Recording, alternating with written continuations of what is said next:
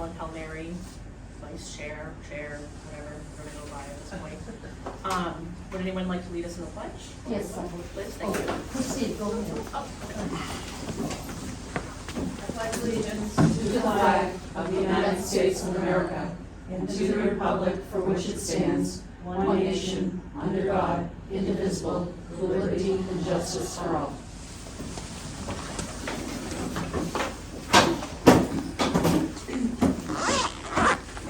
we have opportunity for public comment. I have my timer set, 3 minutes. You're welcome to come up and let us know who you are, where you're from, what you'd like to tell us. Richard Blonsky, 89 Hall Road. I could take the whole meeting, but, first one's just a suggestion. Your agenda and the paperwork attached to it, it'd be nice if it was on the library website so people could look at it ahead of time. It's a suggestion, because As far as I know, it was. is, all right, because I didn't see it the last couple, maybe you changed it since then. If you have, thank you. Every time. Second one I want to talk about is your budget. I did a scan of the budget book that's given out to all departments when you're working on a new budget, and I found something that's a little disturbing. Your line item for books and periodicals is not even close to what you're budgeting. You know, if you go over a little bit, I understand that. 2022, we're over the appropriation by, I forgot to print it out because I was fixing my wall pump today, but you were over the appropriation by, I believe it was 66%. 2023 year end, 100%. 2024, 60%. So those 3 years average 75% over what you appropriated and asked for in that line. The current year you're in, you're at like 96% already with 6 months to go. You have, I think it's 90,000 off the top of my head. And you get like $4,600 left in that account. So here's my question, and the information's being put together for me. Yes, it's a bottom line budget, but you still should size the line accordingly. You may be off a little bit because it's not an exact science. But when you're off 75% over 3 years and you're at 100% over burn rate for this year, that's a problem. That brings up the question, what lines did those overages get transferred into this account from? Because you're talking overages of between 65, I think it is, and over $90,000 a year. It's not like you had to move $3,000 or $4,000. That can happen. So if you moved them from other line items and had enough over 3 definitely, this year we'll see, because you're already at almost 100%, then those line items aren't being budgeted properly. It's just not. It's just simple math. You all got that booklet. I'm surprised nobody on the trustees or Aaron or anybody on the budget committee even noticed this. It's right there, hits you right in the face. So that's something you really need to look at, and there needs to be some explanations, unless, Aaron, you are aware of which lines the extra 60 to 90,000 each year got transferred from. Not the top of my head. Okay. Justin's working on that. When he gets it, I'll let you know, but it may be a bit because of budget season. The other thing you may want to do, and this is another suggestion, you gotta, you talk, 15 more I'm seconds. almost done. Okay. You guys, well, with this, I'll be back. You get a liaison from the town council that can help you with the lawyer thing that's being done incorrectly, because you should have your own line item, because you wouldn't have the restrictions. Has anybody bothered to reach out to Ted Combs and say, why haven't you been here in a year? He really should be here. There needs to be communication back and forth. I looked, he hasn't been here since I've been coming, and I looked through the minutes of your meetings, and he's not mentioned as being here, so. I've never Those- seen him once. Yeah, and that's an issue. Donna? I just wanted to respond about the book line, please. The book line has, since I've been here, and I've been here almost 10 years, has been a challenge every year with the budget committee to get us, continually add some to it.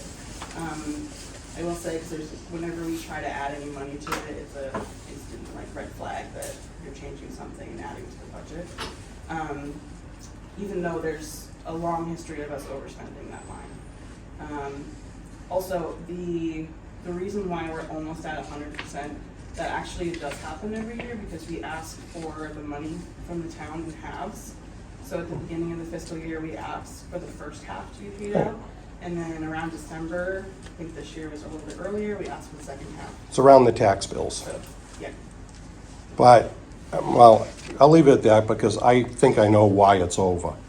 I think you're at the end of the year putting in a big order to use up whatever's left over in your budget so it doesn't go back to the general fund and/or undesignated fund balance. I don't know if it goes to the general first and then the undesignated, but it would have to go back. Because you have mentioned that in one of your meetings that I sat here on. So there's a little more to this than's being said.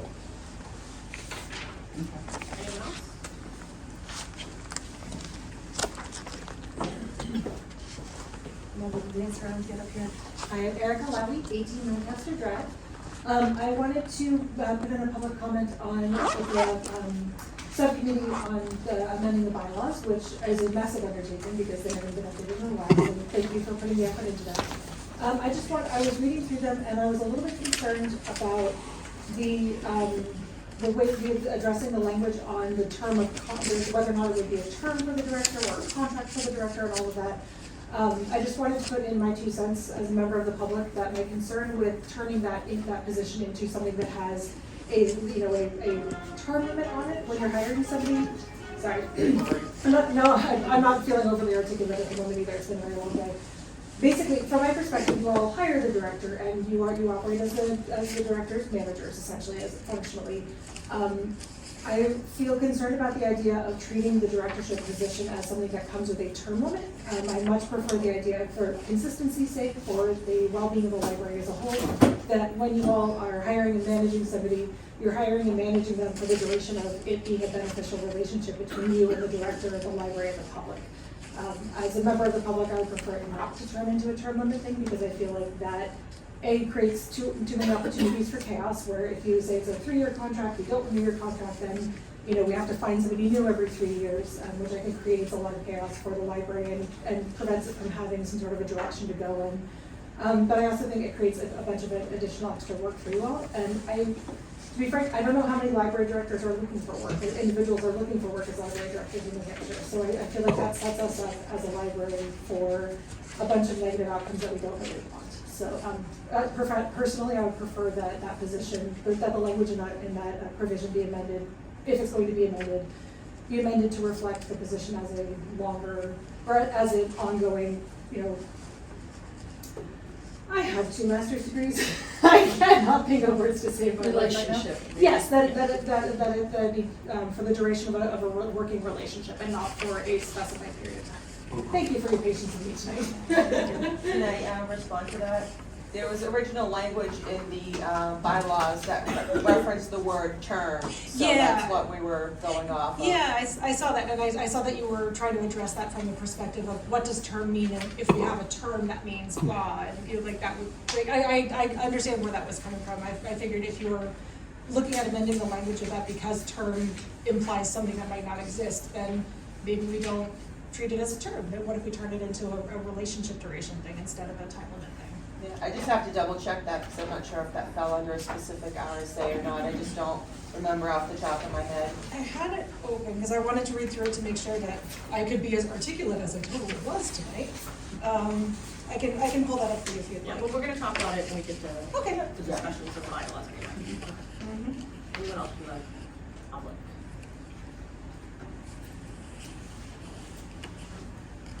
Hello, Rebecca. I feel like the last time we met as a community, I feel like there was some stuff that came up that didn't feel great. And so I was thinking, like, what could we do as a community to kind of, I don't know, like, create some kind of energy where we're drawing people into our library, because we're here because we love our library. And I was kind of like checking out books the other day, and I was like, what if we use, like, what if we had like all of the trustees, like do like a group photo with your library cards, like to do like you know, like the always got milk ads, get your card, and like reminding people like, you wanna be here, like this is the place where awesome stuff happens. So I was just thinking about, like, I've been here 24-ish years with a library card, and it makes me think like, wow, like collectively, how long have people been patronizing this space? And like, what has happened in that amount of time? In 20-something years, this building and the services have really evolved. So I don't know, I was just thinking if we could like, kind of like express that, like if each trustee could like kind of speak to their experience here. Some of you have been trustee members for a while, right? You served multiple terms and like, you've been here and like, this is an area where you have committed yourself. So maybe if everybody like kind of shared that experience, so like we felt like as a community, we're all in this together because like this building and everything that happens here is meaningful to everybody. Like it just, I don't know, it just, like building that community just feels really important. But Yes, Liz Thomas, trustee. I want to share that. I think that's an excellent idea. I think we can even bring it further. We have a wonderful cable company here, and they're really open to sharing things. What if we said, welcome, and welcome in February to the library, and we talk and we interview the trustees, and we interview a couple of the people, and walk them through the library. This is what's new. Make it a more warm.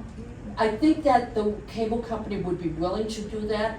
I think that this would be really good. It would bring the library into people's homes. And so your idea is beautiful, and I just want to build on it. Thanks, Liz. This will tie into something that's coming up under new business too later. So, anyone else? Hi, Jim Green, 22 Sugar Plum. One of the great communities here in Londonderry. I'm also the chair of the Senior Resource Committee. Last night we had a presentation on the new master plan. One of the things that stuck out in my mind was that 20% of the seniors in this town are alone. Of the 4,000 people, seniors, that means 800 people in town are alone. The library is one of the only institutions that regularly reaches out to them with services. I know books on tape are important to me. It makes chores a lot easier if I'm not thinking about the chores and I'm thinking about the services. The museum passes, the library of things, and the programs for everybody. And I just hope you know how valuable this resource is, and I think for the seniors how much we really appreciate it. Thank you. I'm sorry, I need to say how important that statement was, because Erin and her staff are already working on an idea of getting, the ability to get books to people who are homebound, seniors who are homebound, so that they don't, if they want to use the library but are not mobile enough, we can get the information to them. And that's the type of organization that Erin's staff is committed to doing. And so we're earmarking seniors, absolutely. Erin, I don't want to destroy any relationships, but I love her, but she's such an important member of our Senior Resource Committee. It's just a fountain of great ideas. So, no, I appreciate it. Thank you. I appreciate that. Okay, Jan. Just give us your address, Jan. Jan McLaughlin, 38 Rainbow Drive. I'm stepping down to be just a member of the public right now. So I just wanted to say that it's been a crazy few months, and it seems like there's been an awful lot of angst about various things with the library. We've heard some of that here in previous meetings, and The library is such a peaceful place when you come here, that it would be nice if we carried that into the community. All of us, when we're coming, think about, being peaceful and think about the library helping us to be peaceful. And same thing when our kids are here. That's one of the things they learn is, they can't yell and scream and run around and act like hooligans because they have to be more quiet and it's a library. So I just want to encourage us all, as citizens of Londonderry, to remember that we are all citizens of Londonderry, and no matter how we view any particular issue, that we need to be peaceful and we need to be respectful to each other. And I just wanted to say that in regards to the library, because there are just so many things just kind of scurrying around, and it's like, well, but things seem to be going so well. So that's it. Thank you.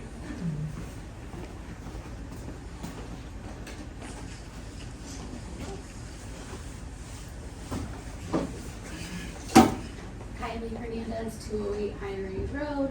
I'm also a library technician here. I wasn't planning on speaking tonight, but I want to take a second and just recognize Erin as someone who is just a wonderful human being. She treats the community and her staff with dignity and compassion every day.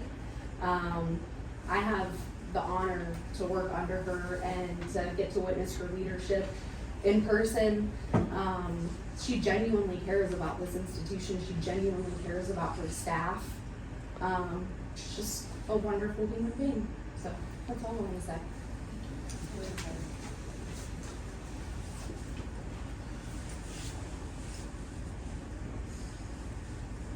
Okay, so on the agenda, I had set election of new chair because just in case, we had Kim unfortunately decided to resign due to some family health issues. According to the bylaws, I guess I am technically the chair right away. We weren't quite sure the chain of command initially.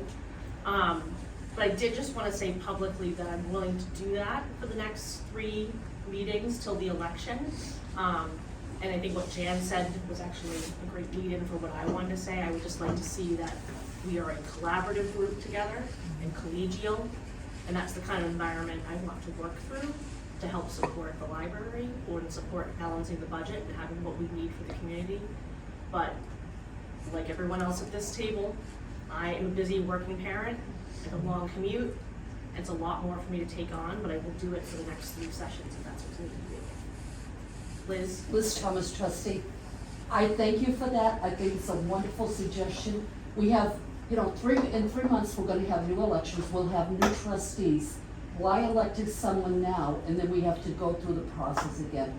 Thank you so much for your kind, and I would suggest that the board vote to support that change, that we allow Helen to complete the term. Are you making a as- motion? I don't know if I wanna make a motion. Can I that- just add a comment before we make a motion? Ms. Helen mentioned to me in an email that she strongly encouraged me to be the chair. I just want to make sure that you're willing to do it, since it didn't seem like you wanted For the to do next, it. I think I can see it through till the Okay. election. And then I think it's important, although I was reading different things online, I think it's important that everyone takes a turn, to be honest.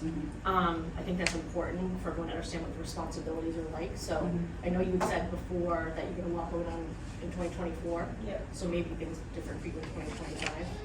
Okay, so I'll see it through, I think, No, till. no, that's fine. Like I said, Okay.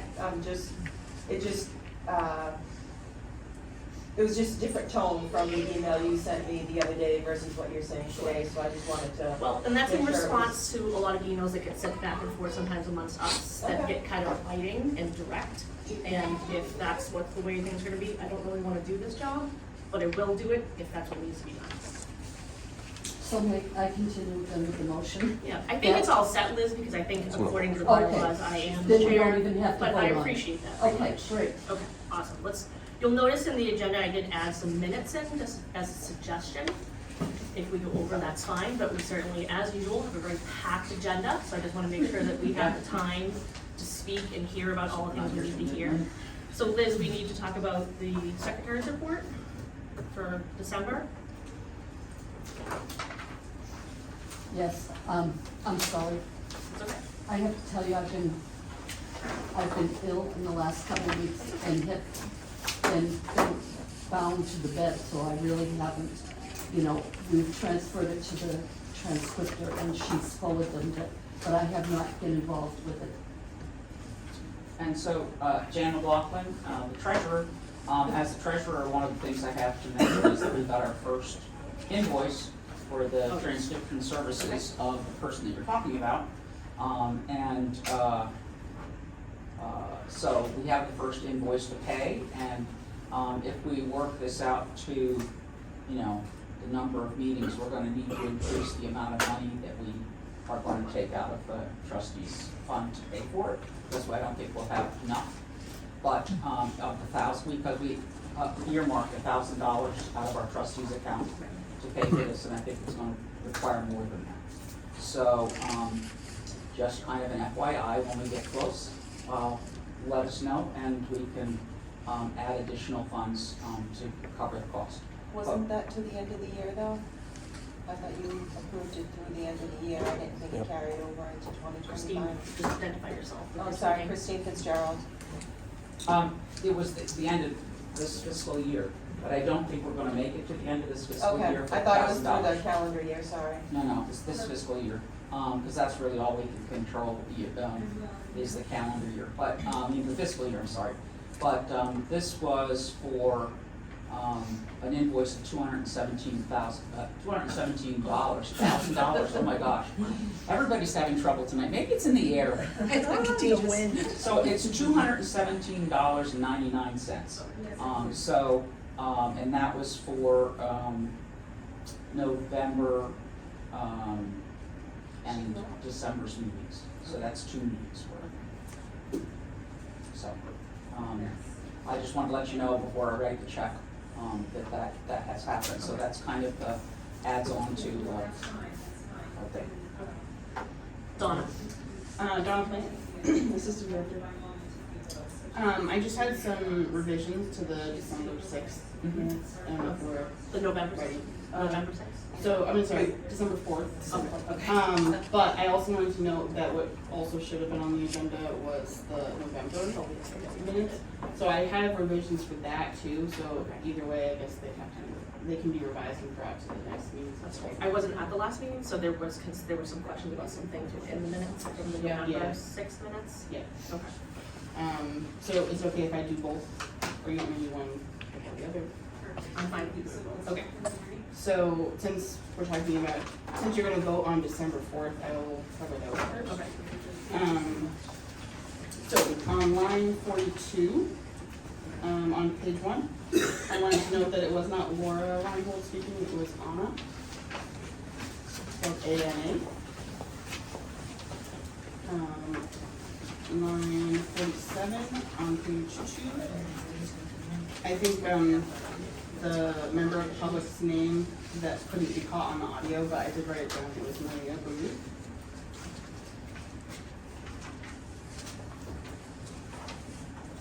On 209, which is page 5. I just had more of a question.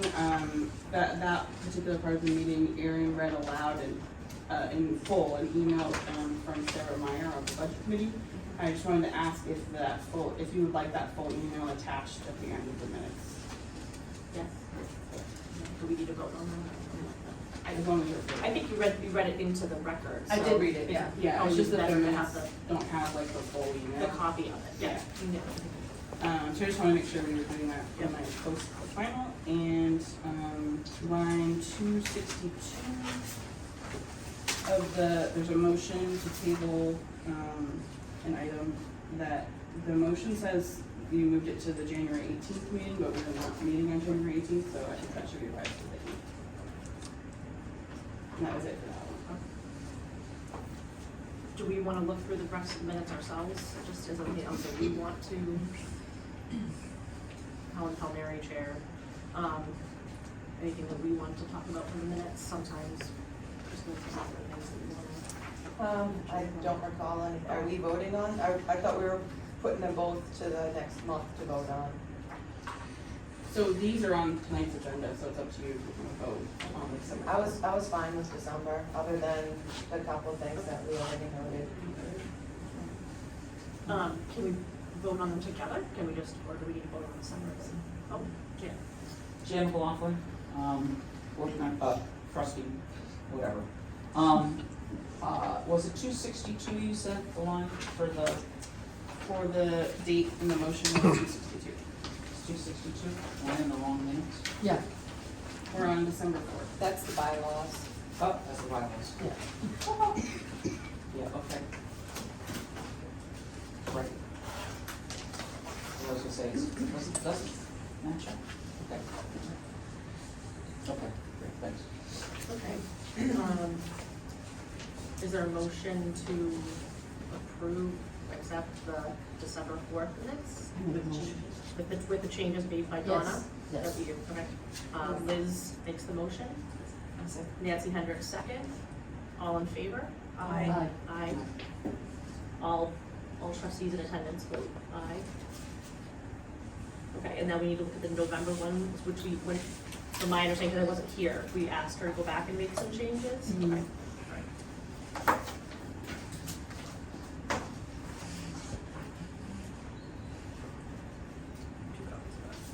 So November will be approved in February, correct? Donna? Dawn Tran, Assistant Director. So I have some revisions, but I know that I don't think you want to vote on something that's not on the agenda. Right. So, I can give you the revisions to them, Justin, so that you can have an updated one. Yes, please. Okay. So. I think Aaron, you had a little bit about this piece too, but, I'll go over mine. I have line 180.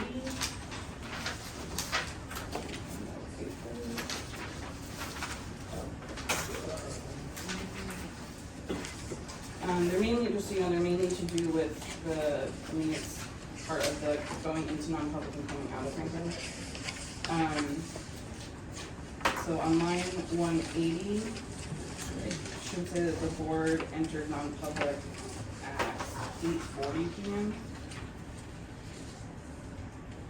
At what time? I just want to note that I did take minutes, like brief minutes that Beth wouldn't have had access to. Did you say 40? 8:40 Oh, thank p.m. you. Okay. The next line, 181, the board returns to the public meeting at 8:47 p.m. What line did you say? Just let me- 181. Oh, okay.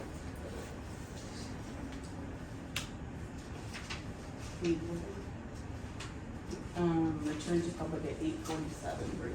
That's one more time. And then it's missing the motion that was made to seal the minutes. So in the area of the 182 line, needs to be added that a motion was made by Nancy Hendricks. I don't recall a motion being made to. It's on the recording, and it was. Is it really?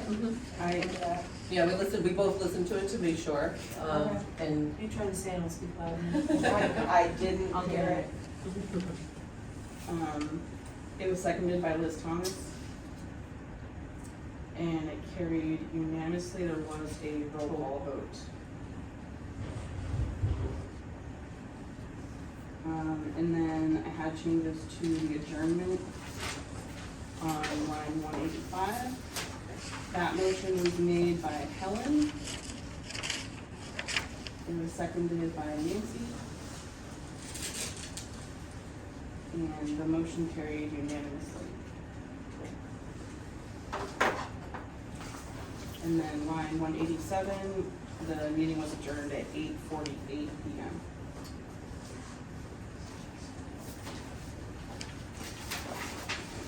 We still have that recording? It's, yeah, it's uploaded on the it's cable. on the cable website. Of the non-public? No, those statements were made in public.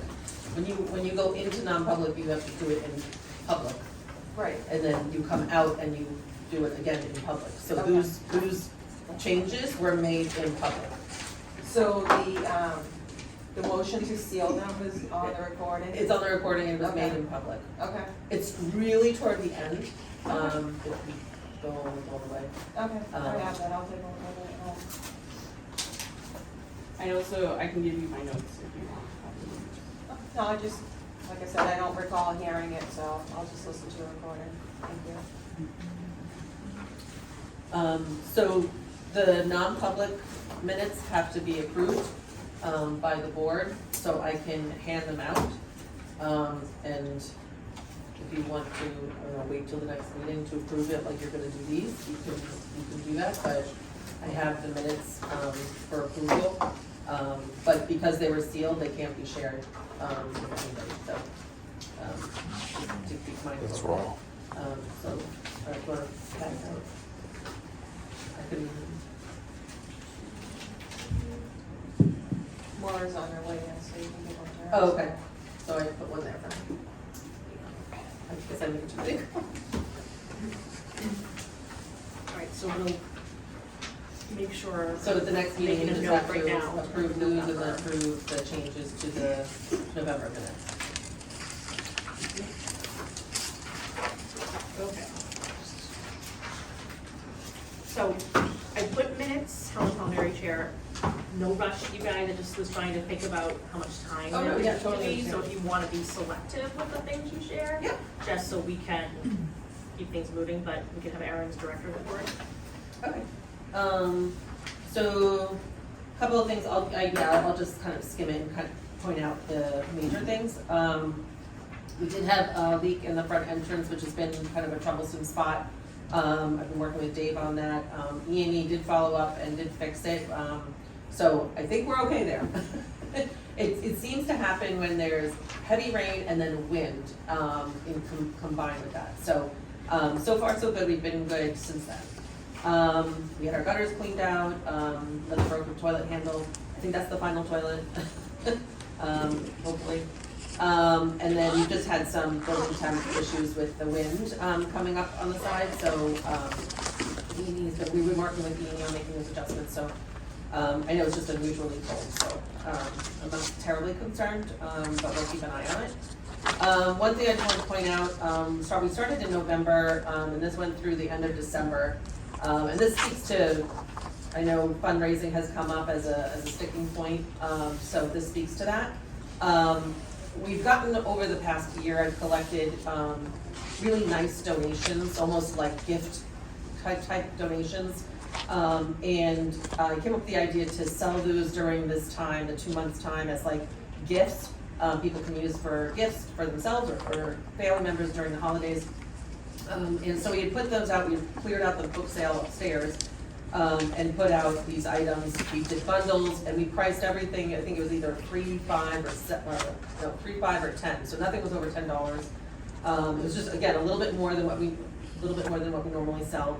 And I wanna, kind of speak to my library technician, Kelly Meady, who, really helped me with this project, helped organize it, price everything, she did a great job.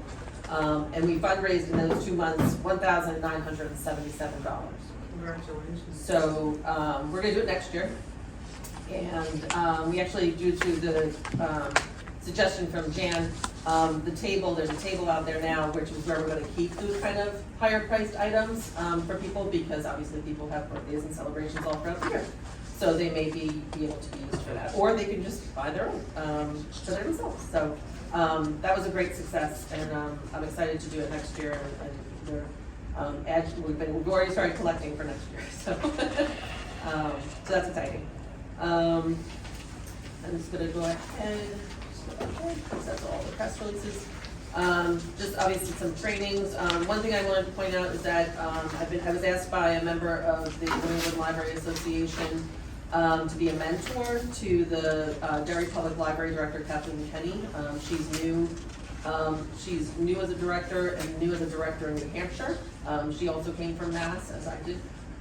So I met with her and we're gonna, I already connect with her anyways, but I certainly gave her the option to reach out to me if she has any questions or needs help on anything. I'm happy to help. as in anyone in our New Hampshire director circle. So that was good, and that's all. I just wanted to again point out that I've added to the bottom of my report, because it's only the second month that I've done it, is the items that are included in the packet, just in case people are looking for something specific. It might be an easy go-to location to see if it was in the packet. So, does anybody have any questions about my report? Yes. Just kind of along the lines of what you were saying about the fundraising, I was thinking about it today, I forget, I'm sorting through things, putting away Christmas stuff and getting out things for Valentine's and for Easter. And said, gee, it would be great maybe if we had a couple of baskets that we could raffle, for a boy and a girl for Easter baskets, or, take chances, or, I don't know, something. And so I thought I would at least bring up that as a suggestion. I'd be happy to donate, stuff for the basket, or donate the baskets for the things to go in. I was thinking of books and things to go along with books, so that, maybe it would be something that people would like to donate, and if they, if we only had a couple of baskets, it wouldn't be a big deal. It would only be 2 things or whatever, but that it might be kind of fun to have a couple of baskets to. Do you want me to, sorry, Erin, I didn't say anything. Erin Matlin, Library Director, do you want me to suggest that to the Friends, if that's something that they would be interested in putting together? Right. And they can. I think that'd be fine, and Okay. I'd be happy to work with them to come up with stuff, or help with stuff or whatever. Okay. They have, Erin Matlin, Library Director, they have a meeting next Monday, so I can certainly bring that up to them. Thank you for that suggestion. Okay, Donna? Jonathan, Assistant Director. We have just barely gotten back into ordering. Our EDI ordering, which is electronic data interchange, now allows us to place orders for most of our vendors directly through our new system, which is great, but it took a lot of setup. And I do expect to set up at least one more vendor, if not 2. In the near future, but we focus first on our major ones. So we are kind of bracing ourselves for a large arrival of materials shortly. And I also wanted to note that something I'm actually very concerned about is that along with the things that we're normally ordering, we are also going to be ordering replacements for all the materials that were damaged in the flooding. And my concern there is with the staff time and the storage space to manage that. The insurance funds are paying for the physical material, but they are not paying for the staff time it takes to process them and get them back on the shelf.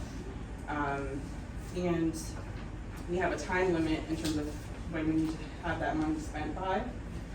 So we kind of have to get them in here. So even if we stored them somewhere in the meantime, while we're getting through processing them, that's an option, but I just don't know what that would look like at this point. So I just wanted to make you aware of that. That will be going on behind the scenes. I also wanted to share that it's recently come up, a lot of GMOX libraries, including us, are reporting really significant delays in receiving the brand new releases from our major vendors. There's a couple factors. One is the publishers. I guess the bookstores are also having issues. So not the only ones, but there's also the added processing time, because a lot of us get stuff processed with our vendors. So we're seeing anywhere from 1 to 6 weeks after the release date, which obviously we hear from patrons like, where is it? Why isn't it here yet? Why haven't I gotten it yet? So I just wanted to share that. That's kind of a common thing that's happening with everybody right now. We did not have a department head meeting in December. However, I just wanted to make you aware of things that they're working on. Our spring programming has been scheduled. They are looking at summer programming at this point, even though it doesn't feel like summer right now. We are in full summer swing. We are also working on compiling our end of year stats, have been already, to prepare to submit to the town's annual report. And I also want to make you aware of 2 supervisor changes that became effective on January 1st. We gave you an updated org chart. 2 of our staff just moved to different supervisors. A reminder that the system will be down for an upgrade on January 30th. We will plan to use the offline module that day. So there's limited services again. We actually hope that it won't take the whole day, but we will, for planning purposes, we will turn the whole day. And I also wanted to share, because we had talked about this several months ago at this point, that we did actually follow through on our limited time museum pass idea. So there will be a limited time museum pass only available for this calendar year. And as soon as it arrives in the mail, we'll be announcing that and adding it to our online system. That's it. Christine Fitzgerald, quick question. I'm sorry, I didn't catch what you said about the org chart. There were Sure. 2 supervisors at what? So there are 2 staff members that have already been here that they changed to a different supervisor. like Okay, job so the shift. same position, just, Yep. okay. Shuffle. Shuffle. So, oh, sorry. Yeah, Erin, is there anything from the department head reports? I mean, nothing like, too crazy, I think. I mean, there's some great stats in there.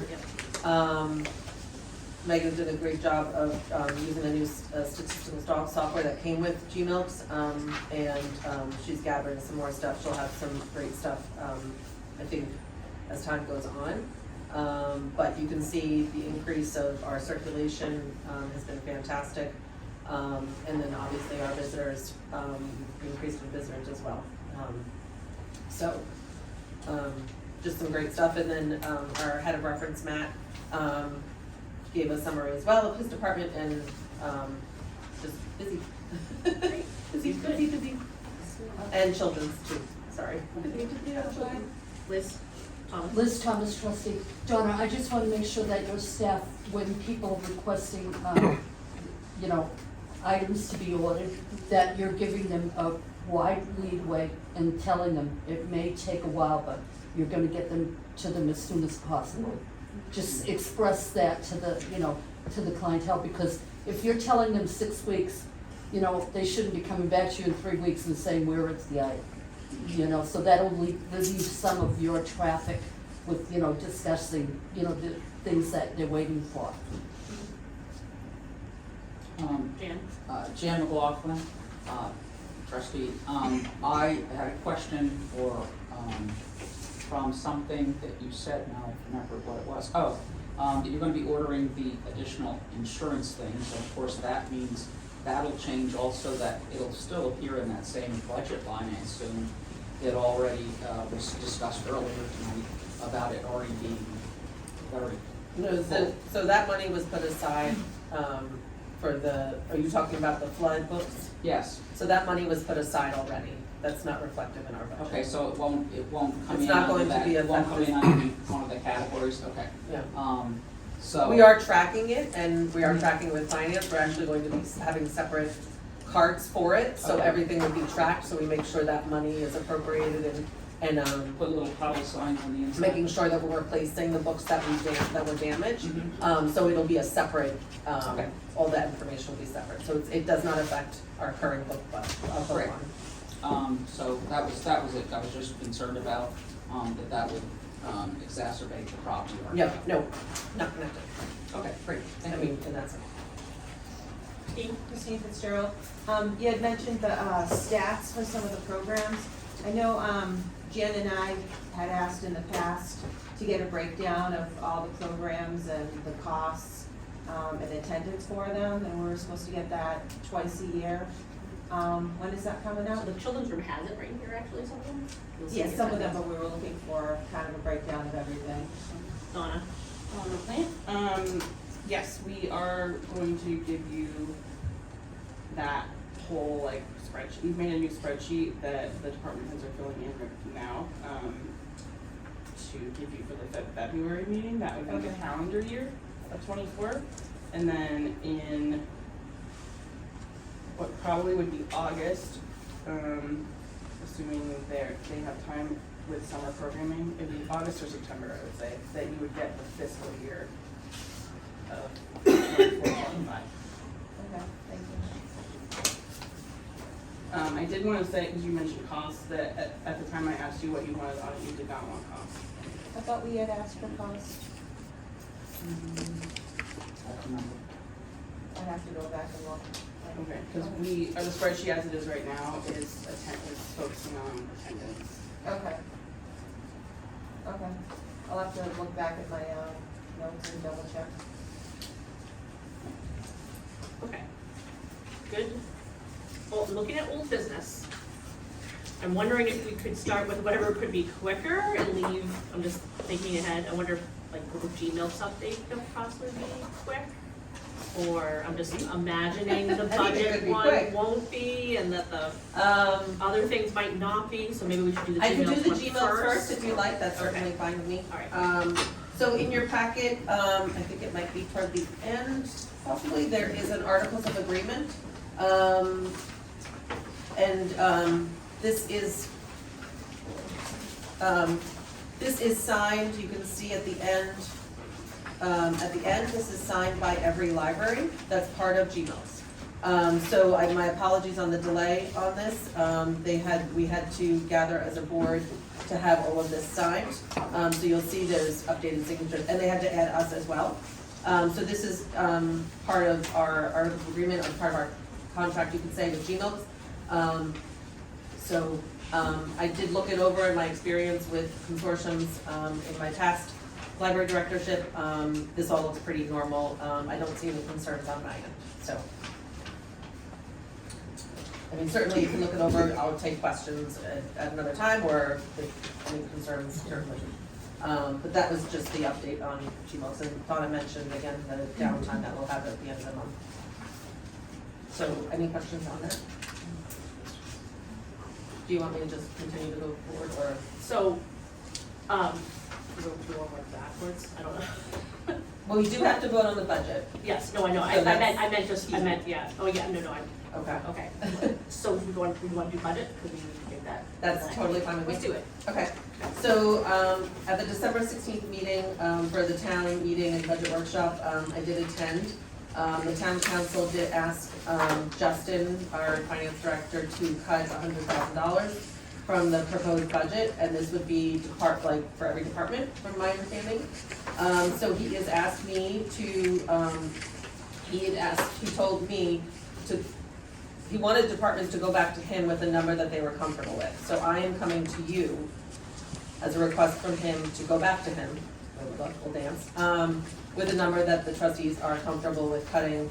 I don't know, I'm not gonna, I don't know, oh, he's at $90,000, so we should cut 10 or whatever, I don't know that. So I did come up with my suggestive cuts or my recommendations to the board. Certainly the board can decide what they would like to do, these are just my recommendations. And I also included in your packet an email that was from Justin dated to yesterday, that explains our vacation cash out decisions. So the board can vote on that to come out of the budget, our FY26 budget, which is $6,199. And then I have some other recommended cuts, that would bring us to 10,000 total. So I feel comfortable sharing this with you if you are ready to have me do that. Jan? Jan McLaughlin, I would like us to, quickly discuss it before we get your Sure. numbers, if you don't mind. Absolutely. No, this is the board's My decision. concern is that, last year, we seem to have been the only only department that was asked to cut. And we had to cut, we cut, of all things, the merit, ability for our employees. So the part that we use to reward them for being, staying with us and doing a great job, for their clients, the children and adults of Londonderry. So we did cut last year, and most other departments did not cut. And while we have tried to streamline the budget to not have a large increase or any of those things, I'm concerned about cutting more from the budget, because I think we've already taken as much as we can take out of it without damaging services that we're already providing. So, I would like to see us, we could make a cut, somewhere, but I would like us to be very careful about, cutting it, because I'm afraid it'll have a, trickle down effect that wouldn't be good. Donna? I just wanted to comment that at the least, I would strongly recommend removing what the staff have elected not to use for vacation buyouts. Because at the last, budget workshop that Nancy and Erin attended, Erin was accused of padding the budget lines. And to not remove this after we have documentation that it's not needed, that accusation is only going to make it, that's only gonna make it worse. So that, I just caution you about that. That makes sense. Liz Thomas, trustee. I think what we need to do is, we need to be cautious and, we need to try to work with the town, but we have to do it in a responsible way that the library's hands are not being tied and we're not like really limiting what they can do, because when I start seeing the salaries, I really wanna know, you have cuts to the salaries, but I would like to hear your explanation of why you feel these cuts are appropriate and you can do that. Erin Madeline, Library Director, so these aren't, to clarify, these aren't cuts to salaries. These are vacation cash outs. So this is money that's earned due to vacation time, earned vacation time. So they aren't, the staff is not getting a cut in their salary. They're simply cashing out vacation that they have already earned. So Liz So Thomas. this is a decision made by each staff member who went in, each staff member who is allowed or able Yeah. to, made the decision to do that. They don't have to, and so this is a result of that. And you'll see it in the salary lines, but that does trickle down to the other 3 lines as well. I would like to speak to your statement of working with the town. I do think, I don't know for sure, I don't know all the details, because it's, I focus on the library, but I do believe other departments have cut, but brought to Justin numbers where they're comfortable with. I don't know what those numbers are, and I think it would be appropriate for us to also work with the town and bring them a number that they're comfortable, that we are comfortable, you guys are comfortable with. I do think, in my personal opinion, I do think we should do the $6,199 to speak to Donna's statement that I was accused of padding the budget. This would only fuel that fire, and I don't want to do that because I don't believe I do that. So I would like to have this cut from our budget, and then I would also like to have 3 additional line items cut that would equal $10,000. That would be $2,000 from electric, $950 from the general line, and then office supplies, $900.50 from the general, and then $900.50 from office. That would bring it to a total of $10,000, which I feel is a, I agree with you, Jan, cutting is challenging, but I think we do need to work with the town and show good faith that we are trying. Helen. That's my personal opinion, the board can make their decision. Helen Palmieri Chair, can you just repeat those numbers and the Of lines course. again? Thanks. So the electric line, Yep. 2,000. Okay. General, $900.50, and office supplies, $900.50. And then on top of that, $6,199 for the cash out, that would equal $10,000. Liz. I'm sorry, Liz Thomas, trustee, just to make sure that I understand. So this money is actually, they now have the ability to say, I'm not gonna take vacation time, I want extra money, okay? And your staff would be willing to do that, you Yeah. think? Yeah, they've already agreed to it. You know what, I think that's a great idea then. I mean, that's a good portion of the $10,000 right there. you know, I'd appreciate that you and your staff were flexible enough to come up with that. Donna. Thank you, Donna. Anyone else?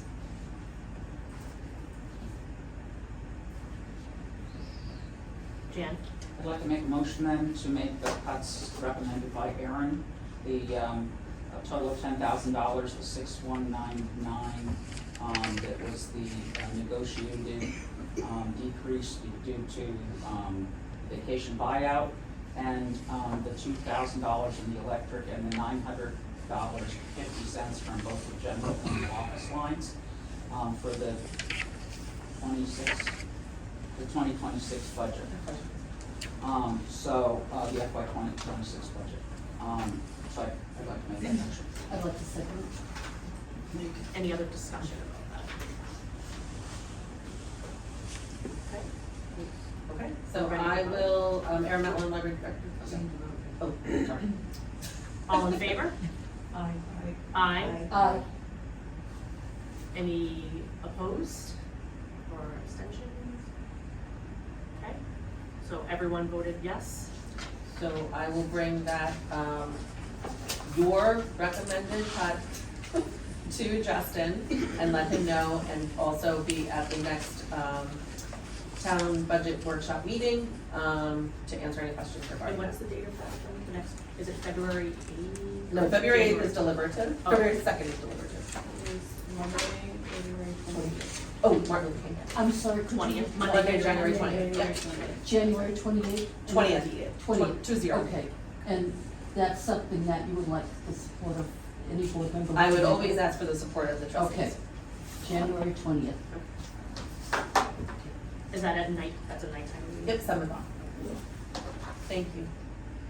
Thank you to the board. Yes, Jan. Jan McLaughlin, reminds me now that we've discussed Martin Luther King Day. Is there any possibility that there might be some staff that would consider doing some of the extra hours on that day to do, assuming that some of the books come in? Would they consider doing that during that time period so that it would happen sooner? Or just a thought? Donna? Jonathan, so with part-time staff, they have a set number of hours that they Okay. work. So if they came in on they earn holiday time that day. Okay. If they came in on the holiday, it would mean pulling those hours from somewhere else in the week. For salaried staff, you could offer it as an option if you wanted to. The only challenge Aaron Metlin, Library Director, the only challenge I have to that is like for checking in books, if that's what you're speaking to. If those books trigger any holds for the patron, they're going to assume that they can come in that day and pick them up. Is that what you're asking for? Well, we were talking about the books that had come, that were being ordered for the fire. I'm sorry, my apologies. There was going to be some processing time that wasn't being paid for by the actual insurance to actually get them into the system. Yeah. And that perhaps if they come in on time enough, that perhaps that time period might be a block of time that could be done without impacting customers coming in, having regular. Aaron Metlin, Library libraries. Director, I don't think we will have them in at that time. Okay. It's 2 weeks away, but certainly something we can take a look at if they do start coming in. Thank you, Jim. All right, shall we do purchasing policy?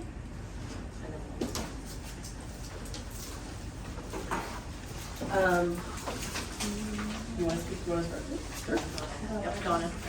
Donna Plant, Assistant Director. So, at the December meeting, we discussed that the board would like to adapt the purchasing policy based on the town's purchasing policy. And I agreed to go through and do that. And I did, Christine, I know you asked a follow-up on like looking for seeing the changes too, so I included my notes Yeah, I for saw that. everybody. Yeah. So you could hopefully track exactly what was changed.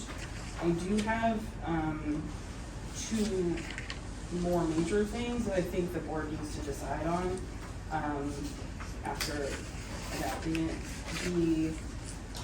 The biggest being the, let's see, what's this section? the advertised competitive selection, which is basically the bidding process that the town goes through. So this, I don't even know how many times the library's ever done this. I think it's very infrequent. So what I did in the draft policy is make, just add a statement that the board has the option to follow the town's policy for that, should that situation arise. But it's so infrequent that I don't know if we wanted to include, I think there's ultimately three sections that cover the bidding that would take up a big chunk of the policy for something that doesn't happen very often. So that was kind of where I was leaning, but obviously it's ultimately your decision. The other item,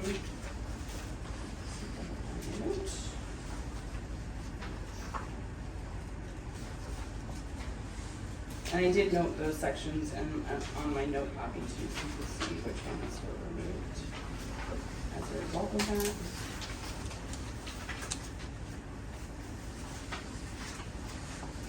The table of contents, I did remove. I noted too that there's only one other policy we have that has a table of contents, and that's the personnel policy, which is much longer than our version of the purchasing policy. So, but I can certainly put it back in if you want it. Another of the big changes was related to the computer section of section 2. There are some very strict, on the town side, very strict policy guideline for staff to follow regarding buying technology equipment. We don't necessarily have to follow those since we're separate. However, we do work with IT frequently. So I reworded that just to state that we have the option of consulting IT, but it's not a requirement for us unless you want it to be. Yeah. We also have the option of consulting with another IT company if we wanted to. And then the other thing I added, that the big thing that I added that the town doesn't have for me, it makes sense. There's a specific RSA for libraries. This is on section 3.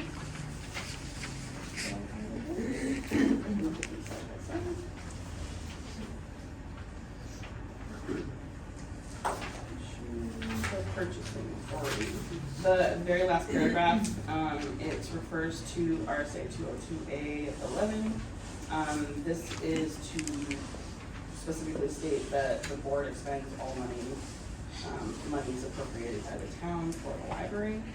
I think this is a good opportunity since there's so much confusion with the two accounts the trustees oversee.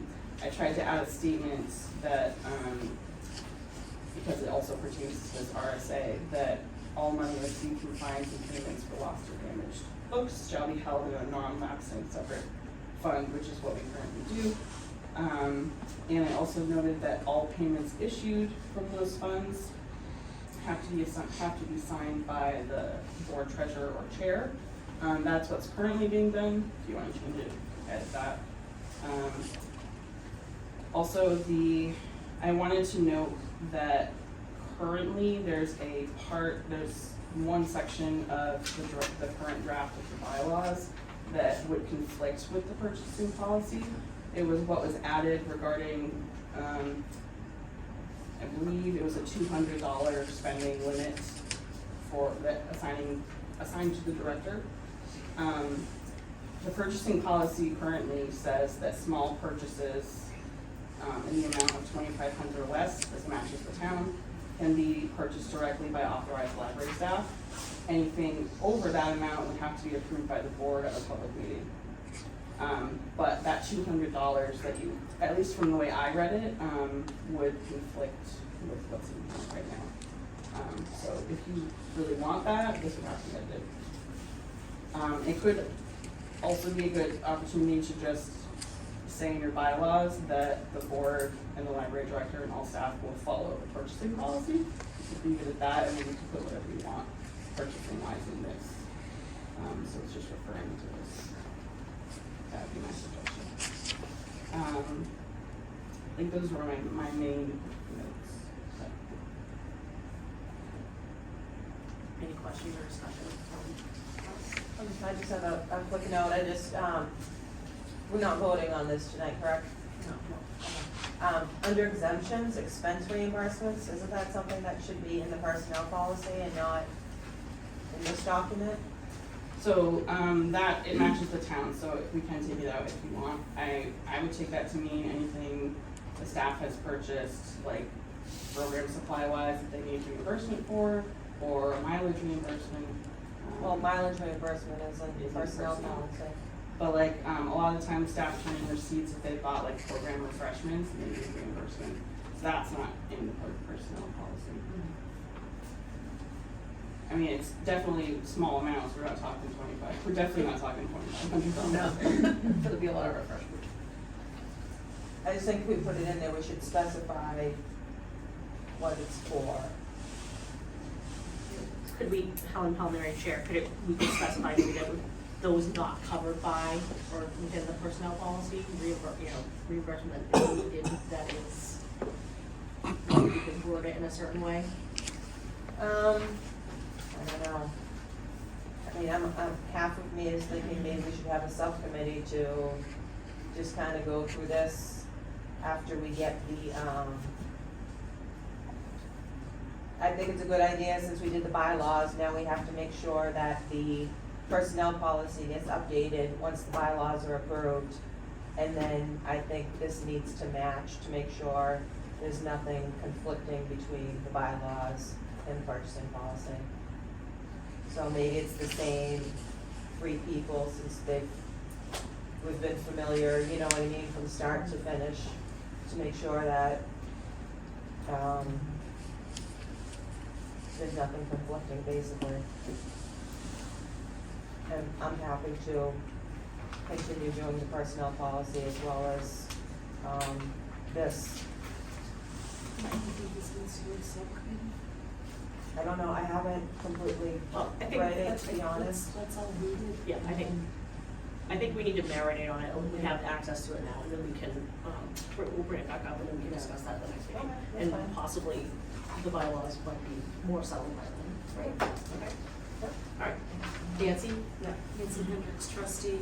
So on page 3, under, excuse me, competitive purchasing requirements, I'm wondering if we might want to, or somewhere in here, include the words RFP, request for proposal, as opposed to quotations, competitive bids, which are, make sense to us, but a lot of people that in our community that come to these meetings are familiar with that particular phrase, RFP. So maybe we could sprinkle that in here somewhere just to make sure that people understand what we're doing. It's just a suggestion, that's all. Okay. All right. Well, we don't need to vote on it, so we're gonna. Okay, great. Okay, well, we're doing so good, you guys. I know, it's super cool. Okay, let's hear from the bylaws subcommittee then, all the fun you had. That was a good conversation, it really was. So you'll see that I did everything in red line, so you'll be able to easily see, what we changed. The 2.4 of the $200 that Donna referenced, an amount of 500 was also recommended. That, and then there were a couple of other things that we brought up for discussion. Bylaws should be reaffirmed every April with new trustees, so everyone comes in March, they have a month to review everything, and like I said, just reaffirm it in April.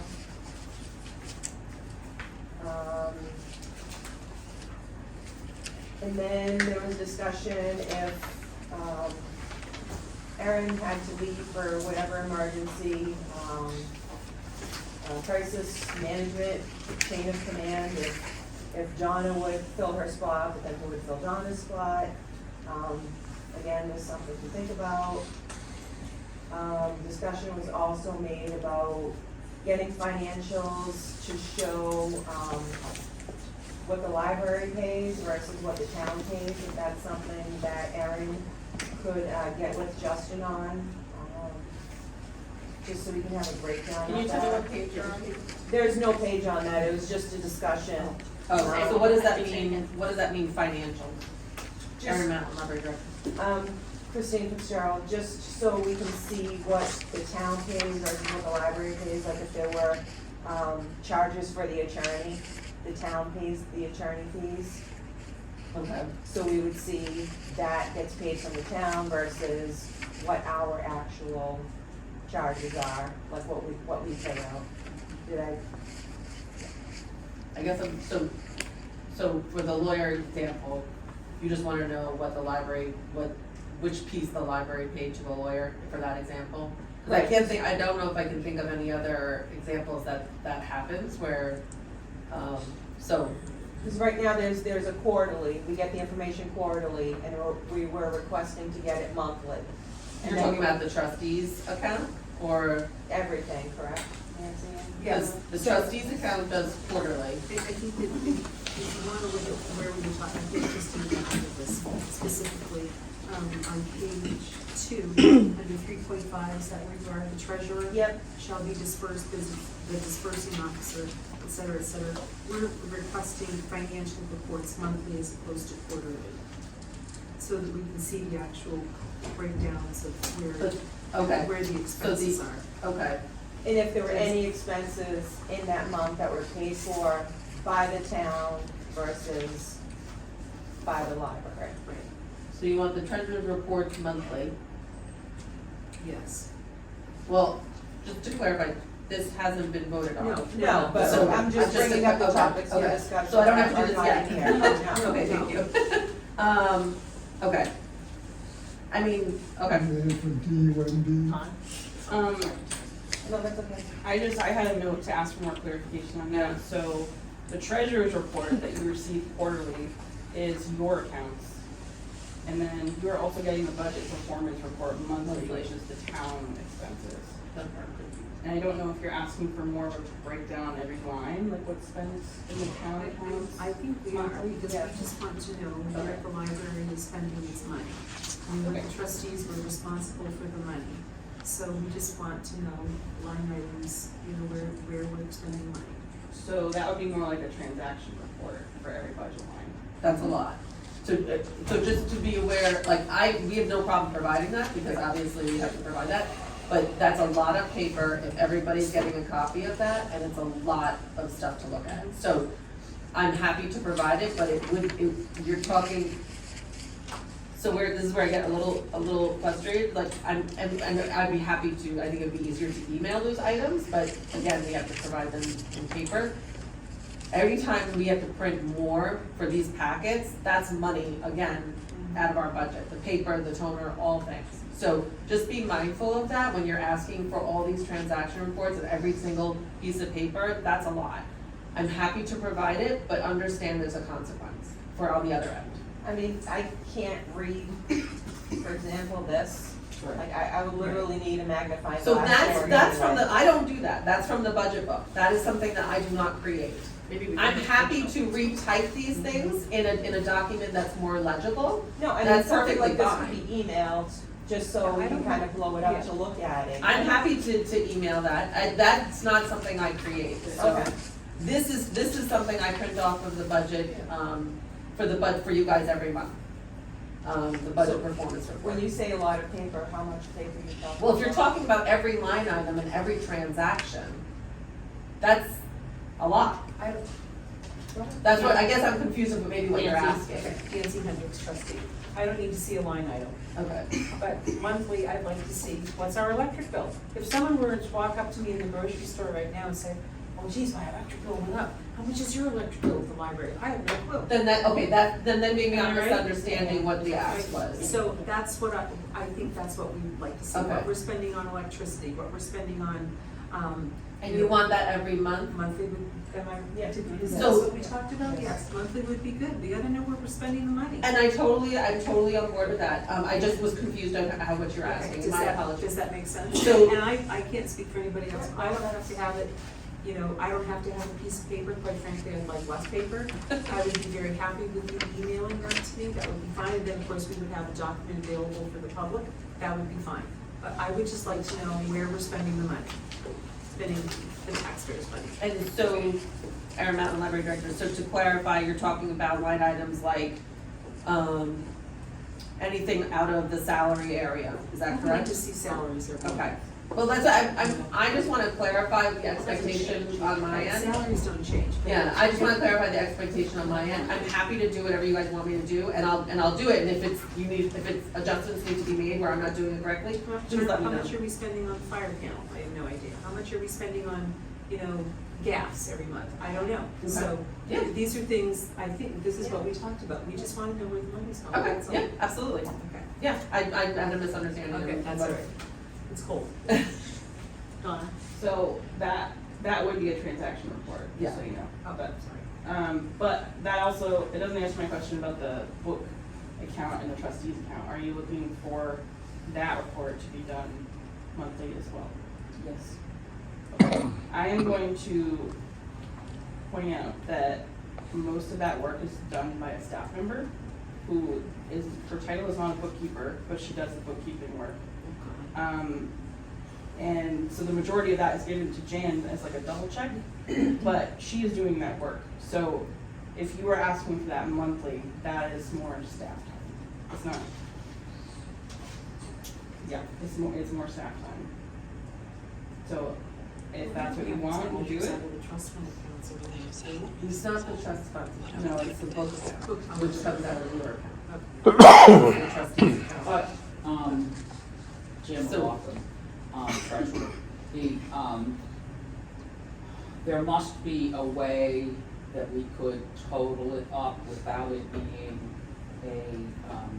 a ledger to say, you know, this is how much was ordered this month out of the book account or something, so that there is a measurement, so we know how much we used that month. But there is also for the book line, that'll change each month as well. So, but they give it to us twice a year, so that's gonna be different, never mind. Cause they give us the money ahead of time, Yeah. and then we put that And in then the it comes account out to of spend it the there. trustees account. Donna? So my suggestion there, we do have like bookkeeping software we use separate from New World, which is the town's bookkeeping. That would mean her running a report for the month. So it wouldn't look like the treasurer's report, that's quarterly that you vote on. It would be a report run from the bookkeeping software. And then I would suggest if you wanna see what's being spent on the board's account, that is the board's bank statement. Which Jan, you would be sharing, because you get that every month. That would be my suggestion. Yeah, that would be fun.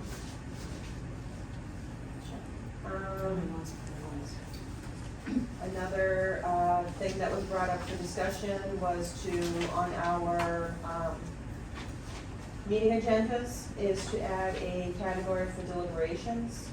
And everything that will be voted on should be put under deliberation. So the board knows we are voting on these items this month, as well as the public will know on that as well.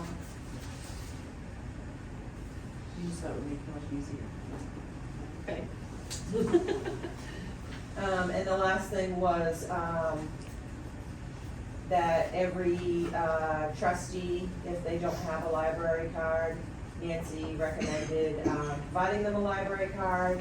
But then it was brought up that, well, number one, it was brought up that it can't be put in the bylaws because it's not actually a law. And that if it's private information, you shouldn't, and that person does not want to share whether or not they have a card, you shouldn't be forcing them to share that information. And I think that was. Yeah, and the cost. There's no cost for a library card. You live in Londonderry. I'm telling you right now, I paid for my library card. I'm gonna find Well, out. 3 years ago. This year? No, Recently? it was a long time. Okay, ago. all right, I'm sorry. There's no cost to a library. If you live in Londonderry, you get that library card for free. But isn't there General a cost for registration. Genos though, for having like the card or whatever? You can use your Londonderry library card at Derry, at Salem. No, I know, but I thought there was a charge for issuing them that was, when we brought up about, do we wanna give, cards to like the bus drivers and everything Oh, that's because else? those are most likely non-residents. Is it maybe that's what you're thinking of? Because they're, So there's a charge for non-residents and not for Non-residents. residents, and Right. it doesn't matter. if you're a What we non-resident, charge you would for have to those. pay for a card here. But now that we're part of the consortium, we have a lot of non-residents that can use their cards from other communities here. Okay, So, yeah, but if you live in like, let's say you live in Maine half the year and you live here half the year, or no, you live in, that's not a good example, I can't think of one now that we're part of the consortium. But if you live in Litchfield and you wanna use our library, you would have to pay for the card, okay. because you're a non-resident. Well, I was a resident just for the record. Nancy was very upset. I apologize for the past. Here, it's okay. But you would So- not have to pay for a card in my Administration. So I did add in my copy here under, section 1, regular meetings, just, you know, what we'll go over on the agenda to add deliberations there. And the rest of everything was, like I said, just brought up to be, discussion topics, just something to think about, as you're going through and reading the bylaws. I think that was. Okay, great, this is a lot of work, guys, thank you, we appreciate for doing all that. Donna? Oh, sorry, no, I was gonna say that, I'll recommend that, the three of us who did this go through the personnel policy and just kind of match it up after it's been, voted on. Yeah. Donna? Donna Plant, I just wanted to ask if you're wanting, I have a long list of like feedback questions. Do you wanna go over that tonight? Do you want me to save it? What are you? We're not gonna vote on this tonight, Helen Palmieri, so I'm just thinking, looking at the agenda, is it okay if we wait for Donna's comments till next time, so we can keep things moving? Donna, Can I ask, are you, the three of you planning to meet again before the February meeting? I didn't have anything set, I think we're at this point just waiting for feedback from, Okay. the board. Okay, so if you prefer, I could write it up and send it in an email? That's fine. Okay. Yeah, if you could just send it to the three of us, please. Okay. Thanks. Okay. So that, we finished old business. So under new business, same, right, we have a few different things that may or may not need to be, might move some things around. We have some unanticipated funds that need to be accepted.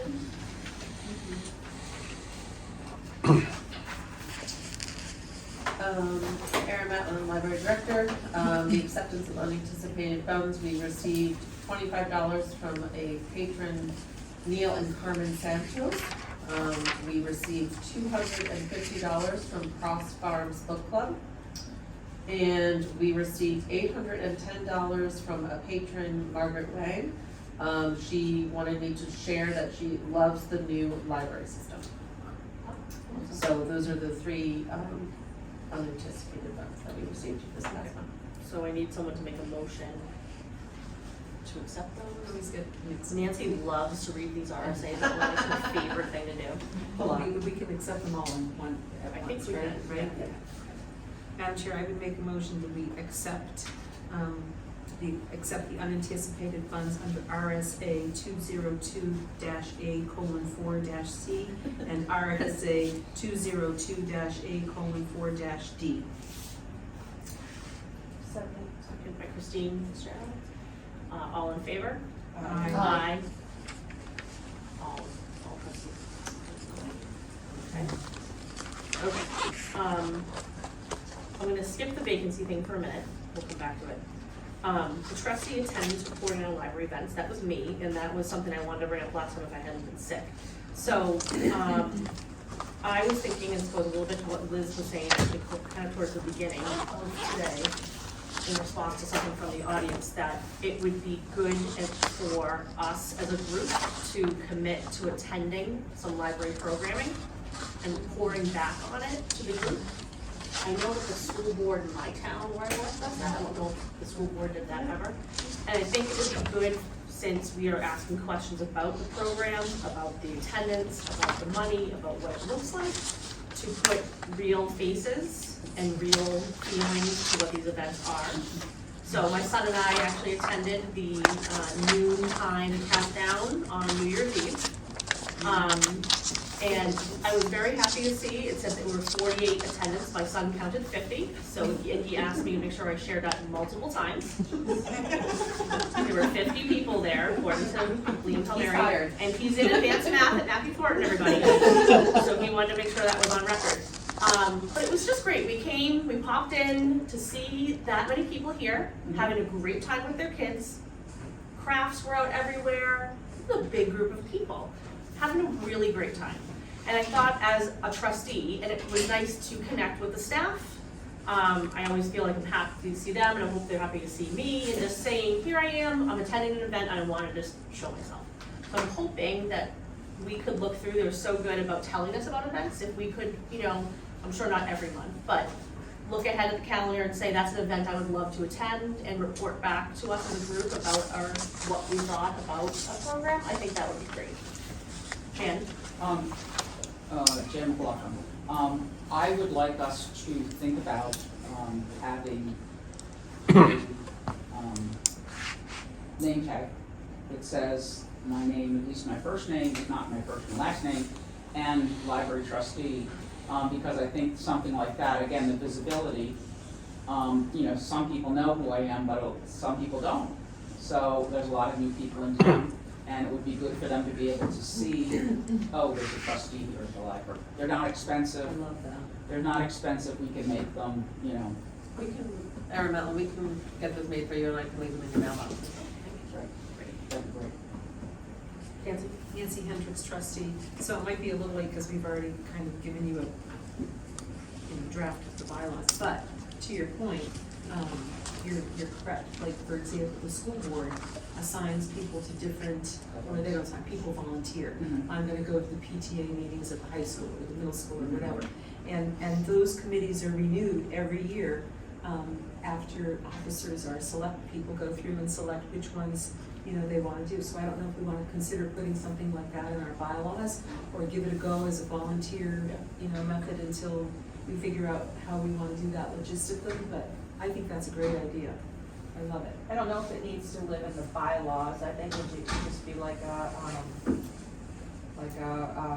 recommended or suggested topic that gets brought up at the March election by the chair. That's fine. I was With a saying welcome packet or every something year, like that. it should be renewed, if you will, and people actually volunteer. I mean, the paper goes out and we have slots, you'll hopefully give us lots of things that you might want us to attend, and people volunteer for them and come back, to your point, and report to the board about what we're doing. Liz Thomas? Liz Thomas, I love that idea. I think we should do it sooner than later. I think we should, before the next meeting, prepare all of the programming throughout the year that's scheduled so far with 2 slots, say 2 slots or something, and the trustees get them ahead of time, the list, we put down what we would like to attend. Exactly. That way, next meeting, we're ready to lock it in, that all these people will be attending these times. That way we can set our calendars. Agreed, Liz. Helen Palmieri, Chair. I think it's just important that we keep in mind when we talk about money and attendance. I want us to focus on this is a business of people, and that we don't lose sight of that, and that these are people attending these events. That this is for the community. So I want us to keep that in mind. Nancy, Yeah, and I was just gonna say, we can have it on at the discretion of the chair, whether it's monthly, that people come and report back to the board and the public the events that they've been to, et cetera, so. Helen Palmieri, Chair.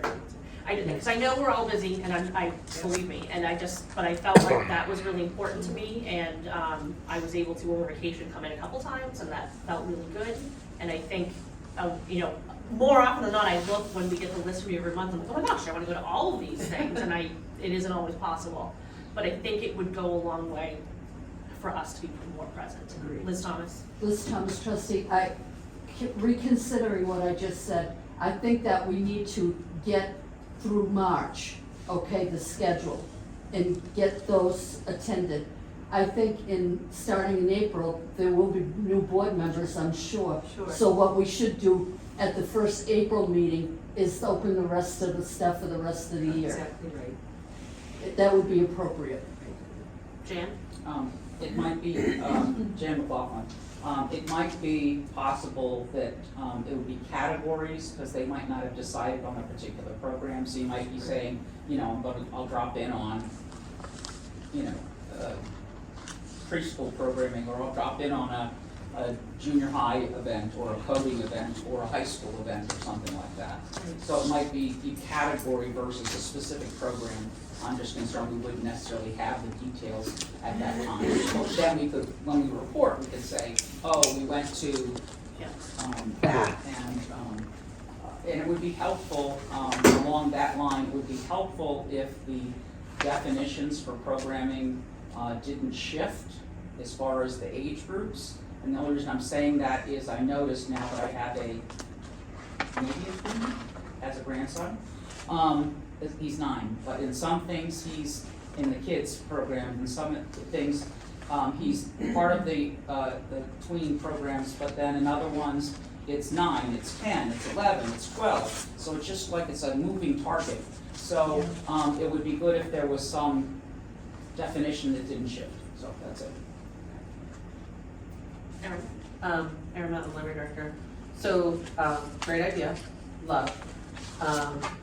We can put together a list of programs that we already have planned out, as far as we have planned out, like Donna said, we're planning for summer right now, so we have spring, I believe is all on the calendar. So we can provide that to you guys, and, of course, we can attend accordingly. But anyone can attend programs and register for them if you're interested in your own personal. But as a trustee, we can definitely get you the schedule of what is available now that we have on the calendar. I can look at, I've looked them up several times, so it's Yep, not. yeah, so, and, more than one can attend. Donna? Just a little note and ask from us, I guess there's a difference between if you're expecting to participate and if Yeah, you're 'cause the just numbers. coming in to see what's happening, observe.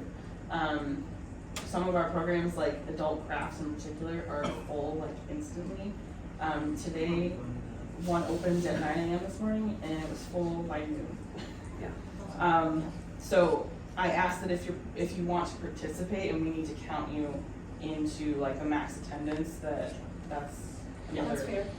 Yeah, we want the public. to Especially have when a there's fair supplies share and first. all things like that. exactly. Liz? Liz Thomas, trustee, I think that's a good point. I think we shouldn't be grabbing the resources. If you only have 12 slots and we have two trustees going in, I think we should still leave those resources. If you want to, as an individual, sign up as that, Yeah, absolutely. fine, great, absolutely. Take your If you chances want on to the do it 3 as the Yeah. trustee observing, then don't take up the slots. Observe, if you're busy doing an activity, you're not really looking at how everyone else is doing and what the reception is and stuff.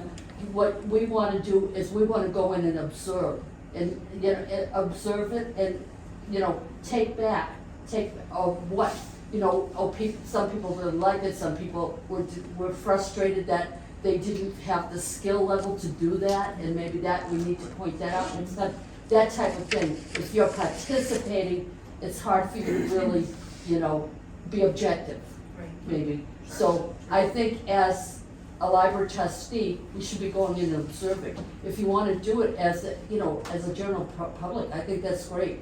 So But- take your name tag off. Yeah, take the name tag off, Name tag on, name tag off.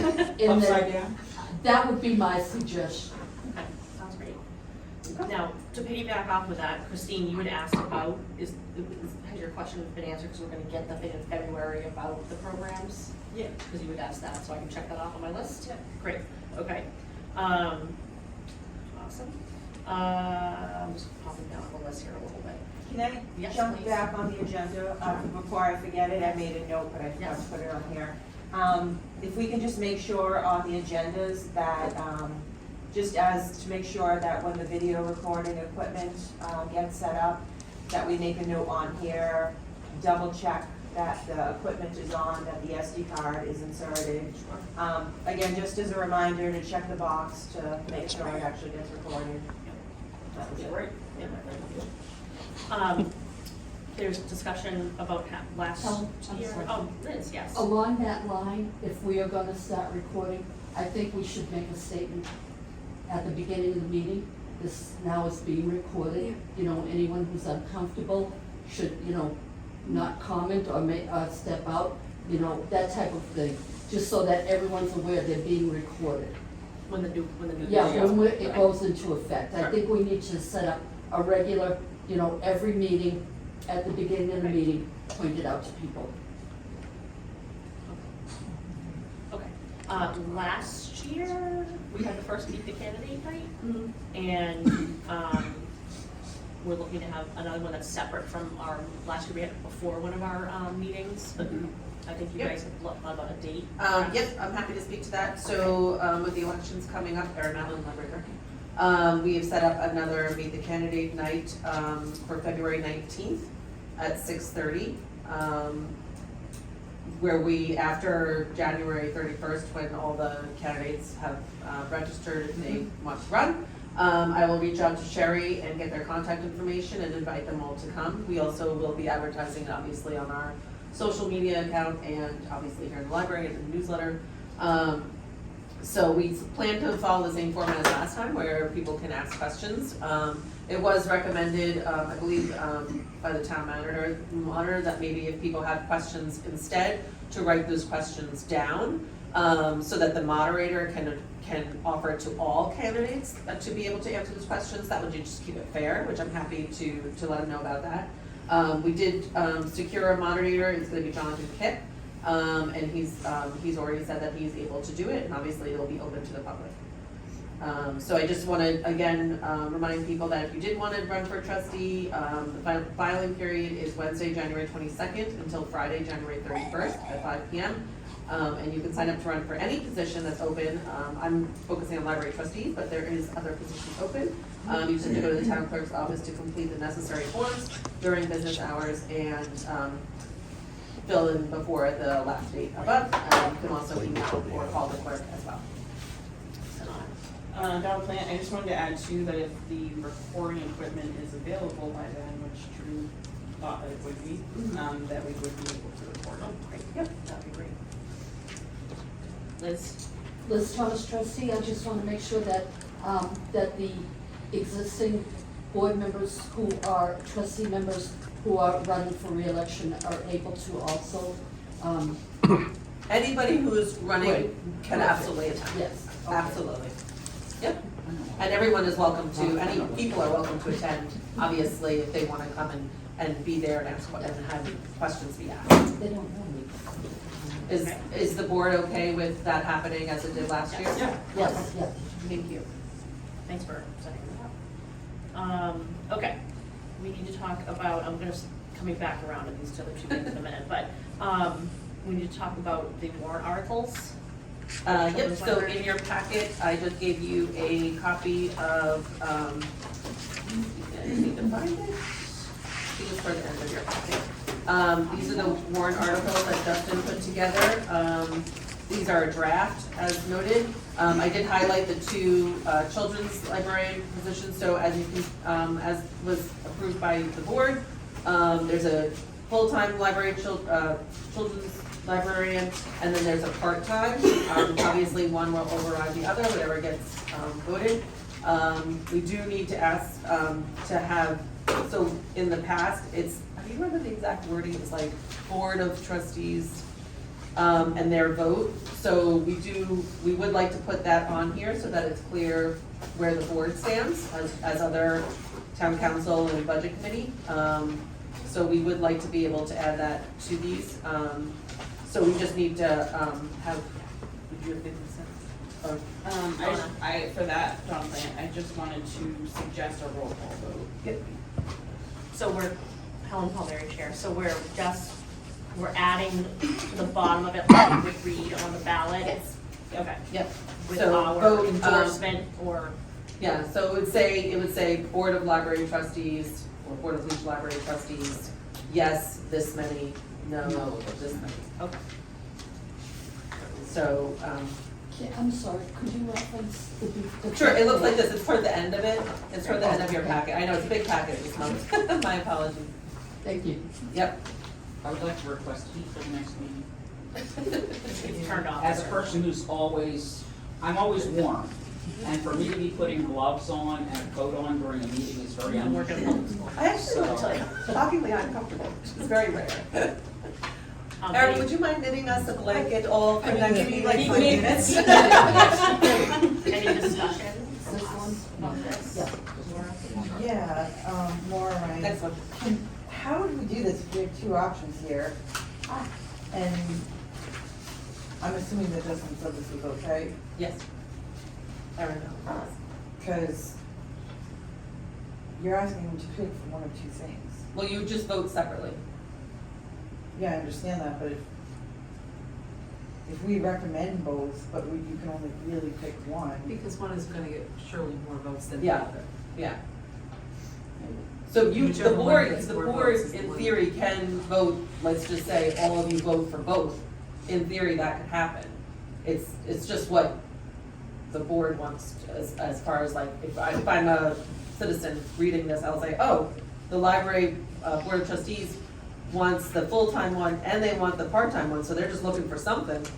Maybe, I don't know, like maybe as a person, that's how they would read that. But traditionally, what we've done with actually traditionally only had one warrant article, we did put the board's vote on it so that the people had something to guide them. Liz? Liz Thomas, trustee. I think that what Laura's pointing out, and maybe I agree with her, is like, I'd be unclear if I was in the general public and looking at this, I would be thinking that, well, the board actually wants two positions, a part-time and a Yeah. full-time. So I think somehow you have to, on the full-time, Doesn't it say no go on for that first, but on the same document say, if this should fail, in place. It does say that. It Second does, article. Yeah. okay. It does say that. Second article. Okay, so my opinion is I think we should all go for the full-time. And then obviously, if we don't get the full-time, we can all go for the second one anyway. Yeah, it's the board's So decision. that makes sense to me to approve both of it. Because if you can't get something, we want, anything, at that point, if we can't get something specific. But it's up to each one of you to decide where you want to put the recommendation. Yeah, obviously. So should we go through the two warrants right now and So just? do you want to do the Any first one, The the first warrants first, yes. 28? Oh, no. Great, I just wanna do this. Hold on, we're just doing, so how about doing sort of Oh, I'm read sorry. quickly and then we'll. Of course. Yeah, Donna? 28 is the first one, Can I yes. just suggest, for the minutes purposes, not to reference the article number because that can still change. Yes, yeah. The town gets to decide what number it is. Reference the title, Yes. the children's library, children's library. It's as this, yeah, it's this one. And it's Yeah, highlighted. it's somewhere around there. It's gonna be a children's library with the Do we masks. need a, Okay, Laura? So is the town council also going to vote on this? Or is it gonna They're take not that gonna out? get it. Yeah, So they it's just gonna have three things? Okay. Mhm. It's my sugar alarm. It could be, it just could be. You should see the salaries, I'll just send could you the be sheet. that, he's sleeping. Just saying. He's supposed to keep it okay, Write it down too. so we want to sell it, article number 28, we want to make But we're gonna call it, we're gonna go by, we call it full-time? Yeah. Instead, the so it's clear for the minutes. full-time, yeah, children's library. Okay. Jan, you wanna ask something else? Yes, I would like it clearer that the this is where the confusion has come with the dollar figures for certain people. This includes salary and benefits. This $122,165 is not just the salary. It includes the salary and benefits, and I think somehow that should be in here because that's important for people to understand, that it's not just a salary of that person. So I think that's a, Donna? Donna Plant, I just wanted to respond that, I think Erin could certainly ask. The issue is that if, I know there are gonna be other positions on the ballot, so if the town isn't going to do that for the other positions, they may not want it for ours, but, it's certainly a request. just, Jim McLaughlin, I've gotten phone calls, about, concerns that, there was additional money being put aside for other positions, and that's not what's happening here. That $122,000 is not a salary line. It's salary, benefits, vacation, insurance, retirement, all that stuff, has to be figured in. So the salary for the position is a lot lower than that. So I just want people to understand that, and maybe it just is something we discuss in, a discussion or a letter to the editor or whatever. I don't know how we're gonna do that, but you know what I'm saying. Well, and certainly anybody from the board can go to deliberative and talk about it there. and talk about it there. I'm happy if the board wants me to ask Justin to include that. And I can certainly let the board know what his decision is, or what he's allowed to do. I don't know the rules around the warrant, so, but I'm happy to go to Justin, if the board wants me to, and I will ask them. I would like that. Okay. Jan? Let's try this. Maybe we can make a broad statement stating that this amount, includes all financial liability for 1 year for that employee. That would cover salary and. I think you really want to be specific about You wanna salary break it down? and benefits. Okay. Because it's the benefits really that jack up the cost of any Yeah. position. It's kind of The insurance, yeah. it's the unseen thing, it's not just the, It's the benefit. it's the benefits that are there, so. I do agree. I will certainly ask that of Justin. I agree that if they look at that, they go, oh, wow, this starting salary is gonna be $122,000. Yeah, how come a part-time person is only $32,000? Yeah. Yeah. Boy, that's really I'll apply. so. Okay, Because are they have the we benefits. Oh, yeah. good to roll call vote then? Yeah. This is the final language, right? Unless we get that changed? To my understanding, I mean, this is a draft, so certainly, but these are for our two warrants, I believe. I mean, certainly I can go to Justin with other recommendations from the board. I don't know what the allowment is with the warrants, I don't know if there's limitations, I'm not privy to that. But I'm happy to go with any questions or. I'm okay with this.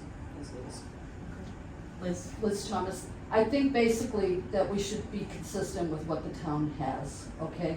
And so if they say, this is how we draft it, this is what we're doing all the departments, hopefully the general public has a general knowledge knowing that all of this information, all of these items would be included in that amount. But to make it different than, the town may not be comfortable making it different than, the article thing, different than the other departments.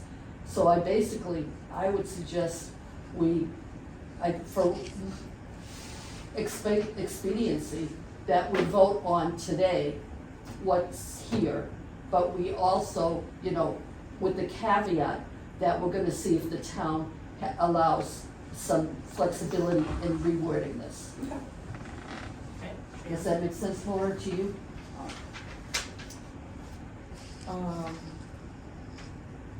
Yeah, I hesitate to vote on something that's unfinished.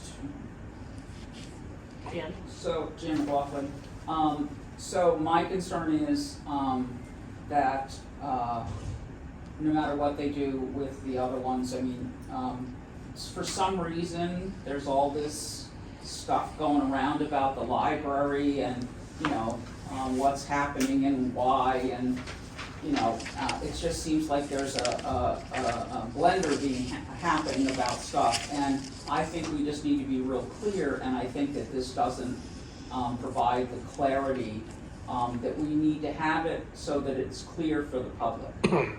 And, you know, and then I would, so for the first one, for the one that's currently listed as number 28, I would say that say something about include salary and benefits, or something like that. Just a statement that includes salary and benefits beside the $122,165, including salary and benefits.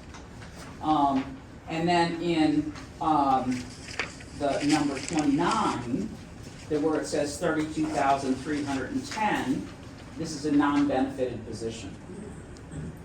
So that they understand that's why there's such a big difference between the two things, even though one's a part-time and one's a full-time. You know, is this person only gonna work 3 hours? You know, it looks substantially different, but it does because there's no benefits. So I just think it needs to be clearer, and it could happen with just a couple of words. That's all. I'm happy to bring those recommendations to Justin. Good question. So, do we, if that does get changed, will we get an opportunity to vote on this another time, or does this have to be a final vote No. tonight? You'll be done. We would have to meet again. No. What, emergency meeting, yeah. Because if you look, I'm sorry, Liz Thomas. If you look at all the other positions, the police officers and stuff, it's, none of that is explained. It's the exact same wording that they're using. It's consistent wording that they're using for warrant articles. Jim McLaughlin, but it looks like they're not under the same, the same kind of concerns and unfounded information going around as the library is right now. Helen Palmieri, Chair, I hear you, all of you, and I think our hands are tied a little bit, right? Because we would have to find out from Justin or Town Hall. So it feels like we need to possibly pursue then speaking out at deliberative sessions, in the paper, social media, saying, listen, this is what this means for people for clarification purposes. Because Jan, I hear everything that you're saying.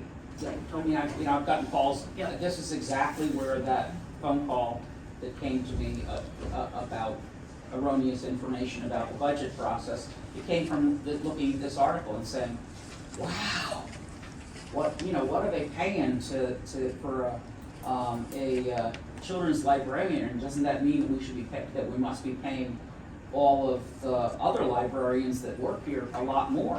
And where's that hidden in the budget?" But it's not. It's right there under the benefits and the, vacation and all the other stuff that's there, the normal stuff that has to be figured in when somebody gets hired. So, Donna. Donna, I just wanted to kind of answer the question you have with the opportunity. I think the February meeting would be too late because deliberative is like right after. Yeah. and the warrant has to be published before, the articles have to be published before that. So, Liz Thomas, trustee. I think so that all the board members, all the trustees are comfortable, I think what we need to do is put this not till next month, put this week. That Erin goes to the town to find out if we're able to change this. If we are or if we aren't, either way, we need to do a final meeting this week, hopefully, or something, or even if we could vote individually at the library, come in and sign a thing, we can't, it's gotta be a trustee meeting.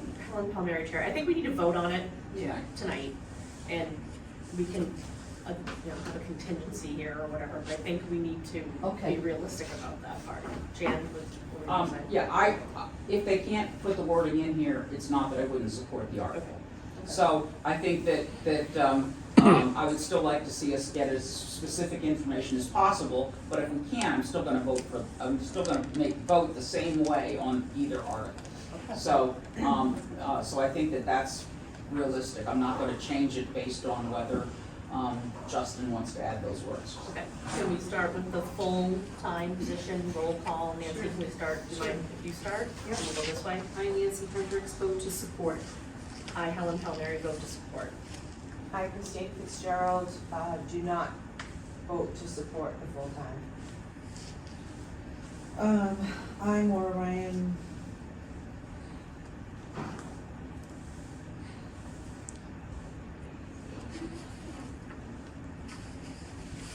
Abstain. Jan McLaughlin, I vote to support full-time position. Liz Thomas, I vote to support the full-time position. All right, and now we'll do the same thing. For this, yeah, for the part-time. One, yeah. For, yeah. I, Nancy Hendricks, vote not to support the part-time position. I, Helen Palmieri, vote yes to support the part-time position. I, Christine Fitzgerald, vote yes to support the part-time position. I, Maura Ryan, vote yes to support the part-time position. I, Jan McLaughlin, vote yes to support the part-time position. And I, Liz Thomas, vote yes to support the, as a contingency, the part-time position. Donna? Donna Plant, I'm just not certain about the abstain, if it just won't be recorded, because I've never seen that one. Oh, I've seen it. Yeah, it is. They've done like 0, they've done like 1, 1, 3, you know. Okay, okay. I was thinking the same thing, I don't remember seeing it, but. Yeah, they've done it on a couple of them. Okay. Okay. Library trust funds, this is what came up from your, other reading. Yep, the bylaws. Okay.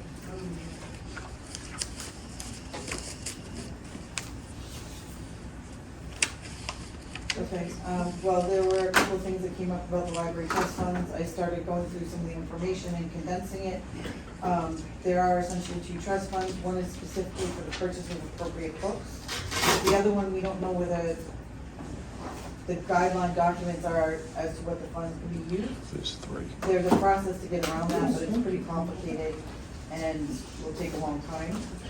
Can I ask a quick question? Sorry, weren't there 3 trust funds? Yes. On the piece of paper that I gave you, it had 3 listed? Well, I'm specifically talking about the ordway and the coffin. Okay, but there's 3 total, is that There's correct? 3. Yeah, I haven't. Oh, okay, I think when you said that, I sounded like we only had 2, but I'm pretty sure. So you're speaking about 2 then? Okay, Correct. that's fine, mine was mistake. There is a report we're supposed to file, within 2 months of the close of our fiscal year, and I don't think we filed it in a considerable period of time. And there are MS9 treatments that are done by the trustee of the trust. So I think we put something in the bylaws that we'd like to get copies of those treatments, at the end of the year, so that we can try and assign someone to do the report. So at this point, the report is past due. And it's been done a year. Well, Yeah, I mean, there was some back and forth correspondence where they were gonna waive it. Okay. And the town is not doing it. We haven't filed one in ever. So I would like to see us at least assign someone on the board to take care of it. Why don't you go ahead and do that, Maura? Yeah, Since you uncovered all I that. assumed it was you two. Well, I believe we recommended the chair and treasurer before it. Sorry. It wasn't just me. It's fine.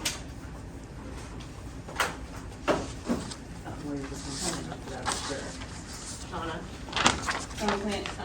So since this was brought up, that was something on my list for the bylaws. So that, the way it's worded, the RSA says that the report needs to be filed with the Attorney General's office, and the bylaws currently say something about the charitable foundation, which, is I not. have them all. The charitable foundation is needed. Trust. But these 3 trust funds are held under the trustees of the trust fund, they're not held under the Board of Trustees. So I believe that report is actually what's being filed by the trustees of the trust fund. It should be. So I don't, Of the town. unless if the board was holding its own trust funds, which it would have the right to, but we don't have any right now, you would be responsible for that report, but my understanding is that you would not be because they're not doing it. Well, I don't agree because there are specific library rules under the 202 that say that we're responsible for all the funds that the library has incoming and outgoing. And this particular report under 202, I don't know, I wrote it down somewhere. Which one is it? It specifies that the library has to file a report. Yeah. 202-A.4-C, is that when you're referencing? No, it was something like. Well, this is the trustee's authority to accept and expend gifts. Right, Donna, while you're looking at that more. It was Donna. 202-A:12-A. Yeah.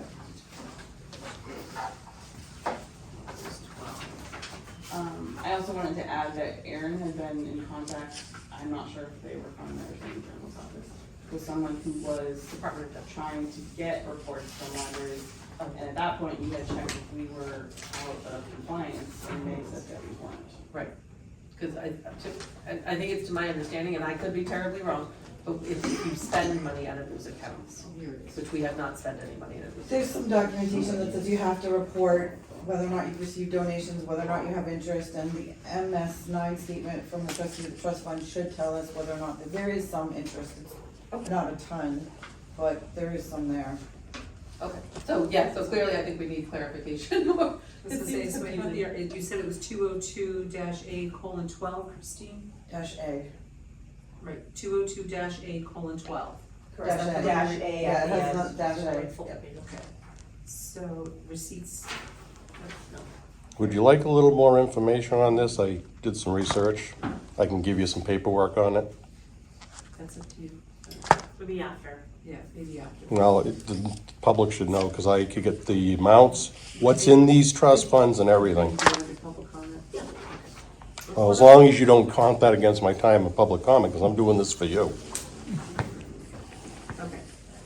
I just, trying to make sense of it all. I mean, I think if he has the information handy instead of us shrugging our shoulders, not knowing for sure, and if he knows for sure, I think it would just benefit us for him to let us know what information he has. I'm just gonna hand it to you. Research already, you should write the report. Okay, go ahead, Richard. I'm just gonna hand it to you. You can do what you want with it. This is for the Ordway. We already have Oh, that. maybe not. Okay. And you've got your MS9s in this. I've highlighted the three, the Leach Library, the coffin in there, it tells you how much, when, where, and how much you can spend. Thank you. Thank you. It is a little bit, it's not a lot, but it's a little bit.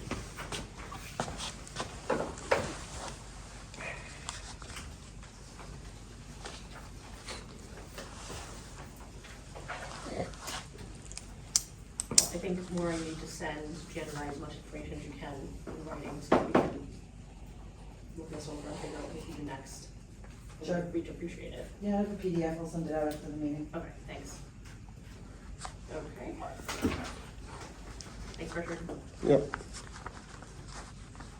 Okay.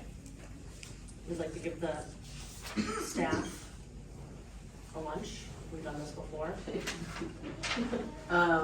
Well, I mean, Donna has numbers, but traditionally, we usually ask this for the holidays.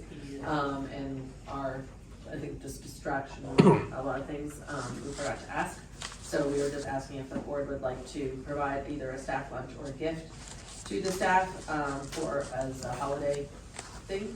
And we have numbers from what was offered in the past. I think it was like, Yep, so, the last, staff gift that was given by the board was, voted on in November 2023. That was for us to purchase, vests that had the logo on it. And that, the total for that was $474. I'm sorry, how many vests were purchased? 17. Everybody on the staff. We also happen to know that some other boards, some other library boards also, as an option, an alternative for this, is kind of giving an option of a few different types of gift cards to their staff. So just to give you numbers on that, since there's 17 staff, if you gave $25 gift cards to 17 staff, it'd be $425, which would be about the same price range. You could also, if you want us to organize like a staff lunch and give us a budget, we could work with that as well. Or if you have any other ideas, we'll do that too. Did we not do something towards the budget, towards the lunch last year too? Lunch was paid for the staff development day. Last year. Yes, I guess it was October, yeah. We had a staff development day this past October. No, what I'm saying is, I thought last year we also put money towards Staff that. development day. It was just the staff. Yeah. Any discussion about that? I think we should do something. Okay, sounds good. I should think we should do something, not more than $500, Okay. out of our account, considering where our accounts are. So, whether that's purchasing an item or providing lunch or some combination of both, I'm good with that. Which do you think they would prefer?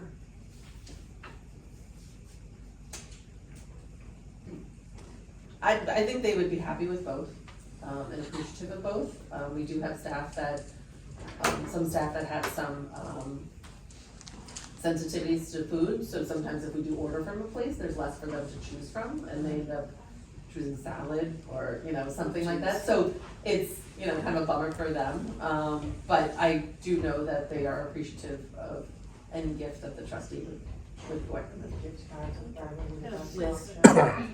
Liz Thomas, my comment is, I think we'd be better off going with a gift certificate, only because all staff would get something. Yeah. Where you're never gonna get a day where all staff is present to have. Well, that's the other another challenge, like lunch. sometimes we've ordered from like Rhapsody, we order them a wrap and they actually come in the next day, so then it, we feel bad, Yeah, that kind of exactly, thing, so so I that's a good think a point. gift, it would be equitable for all that way, I would think. I think a that gift sounds like a certificate. great idea.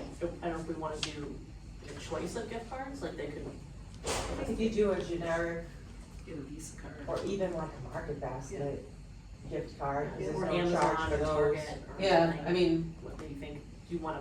I'm happy to purchase and get reimbursed by the treasurer if that's acceptable to the board, and then we can, and maybe even offer the staff, would you like Target, Yeah. Amazon, or I'm Market? fine with you Because they all have the kiosk soliciting, things. yeah, Yeah, that's So, fine with me. but if the board has any specific recommendations, I would like to make a motion that, we allocate, up to $500 for gift cards as a thank you to the staff, to be provided for all staff. And thank you for their hard work for the last year. Is there a second? Nancy? Nancy Hendricks, trustee, second. All in favor of Aye. giving us gift cards? Aye. thank you to the board for that, and our staff appreciate it. So if it's 17 people, it's $525. Is it? Yes. Oh. I did, if we got $25 gift cards for every staff member, I came up with 425. So if you budgeted up to 500, it's gonna end up being 425. That's what I came up with too, 17 times 25 is 425. So if we say $500, So then we you got should a be little fine, yeah. leeway, because sometimes cards cost something, I don't know. Yeah, I mean, certainly, So don't buy those. no, I don't like this. Did you want to log your vote? Yeah, that's fine, yeah, aye. Okay. Thank you. All right, the board, I'm gonna table the code of ethics discussion just for next time, but we do need to just address Kim's resignation and appointing someone, since Kim was up for reelection, it would only be for, 2 more meetings for February and March. And that goes to the town council for appointment, but they will take recommendations from us.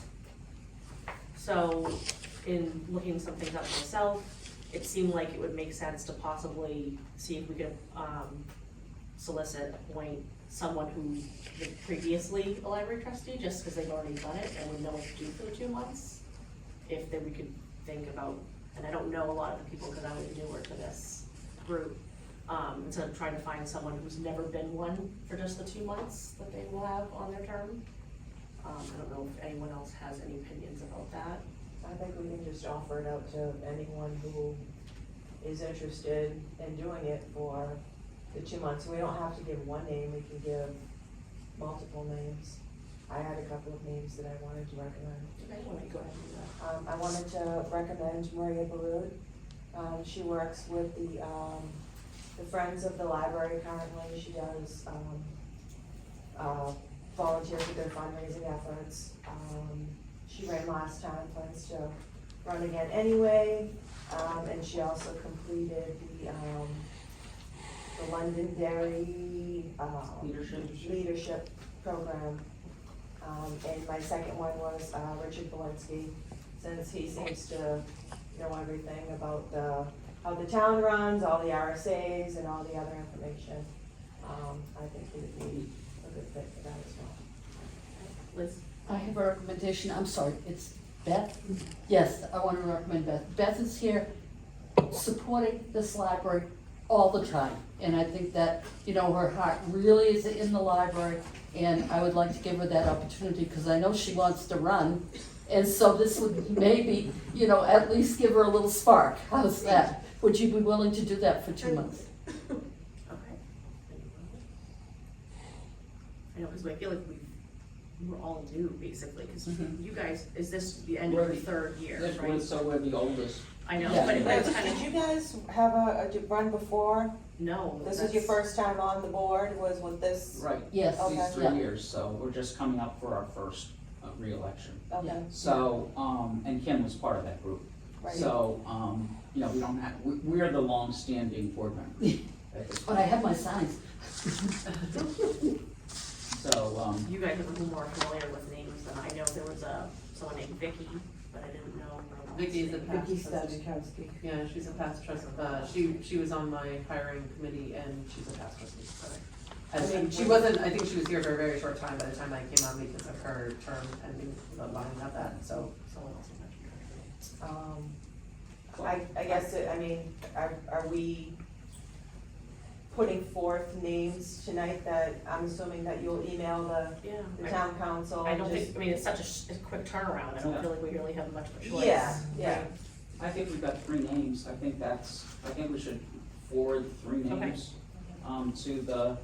to the town council, and let the town council figure it out. Well, Vicky's would be a fourth, and I think that one's a good one too. Yeah, okay, there's a 4th. The four meeting. Do we know that she'd be willing to do it?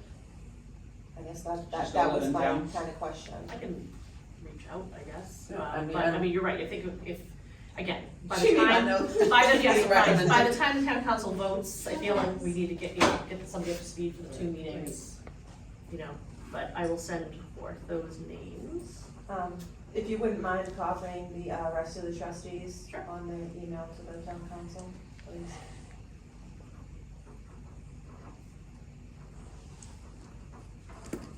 Are we good with all those names? Okay. And are you doing that tomorrow, I'm assuming? When I have a chance, yeah. No, I was just wondering, just because they'll need to kind of put that on their agenda Yeah. to discuss that as well, so. Maybe if I get home early enough tonight, maybe something.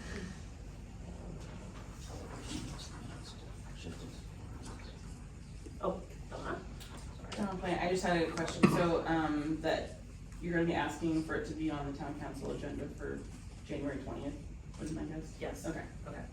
Well, and that's, That's the yes, next one. that's their next meeting, Yeah. right, because they met one day, they met this week, right, Yeah. already? Okay, Yeah. that's Okay. nice. all right. Yep, I'll CC you guys on that. Okay, is there any other business that we need to attend to? I just asked that, if you're sending documents for us to print or anything, please send it to both Donna and I. Today, you sent documents to just Donna to Okay. print.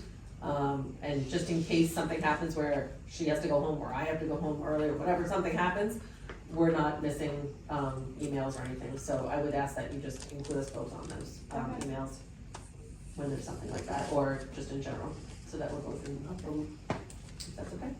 Liz? Yes, I would like to put on the calendar, okay, to have a group or just the exploration of doing a Meet the Library. And I think that it would be great to have it in April, the very first kickoff. I would be willing to talk to the cable companies, see what we can do and arrange and stuff. But I'm thinking, Meet the Library, you meet the new library trustees, and, a visual tour through the library and stuff. Can So I think add that for new business for next time? Yes, I would like to do that for new business, okay? Yep. Sounds good.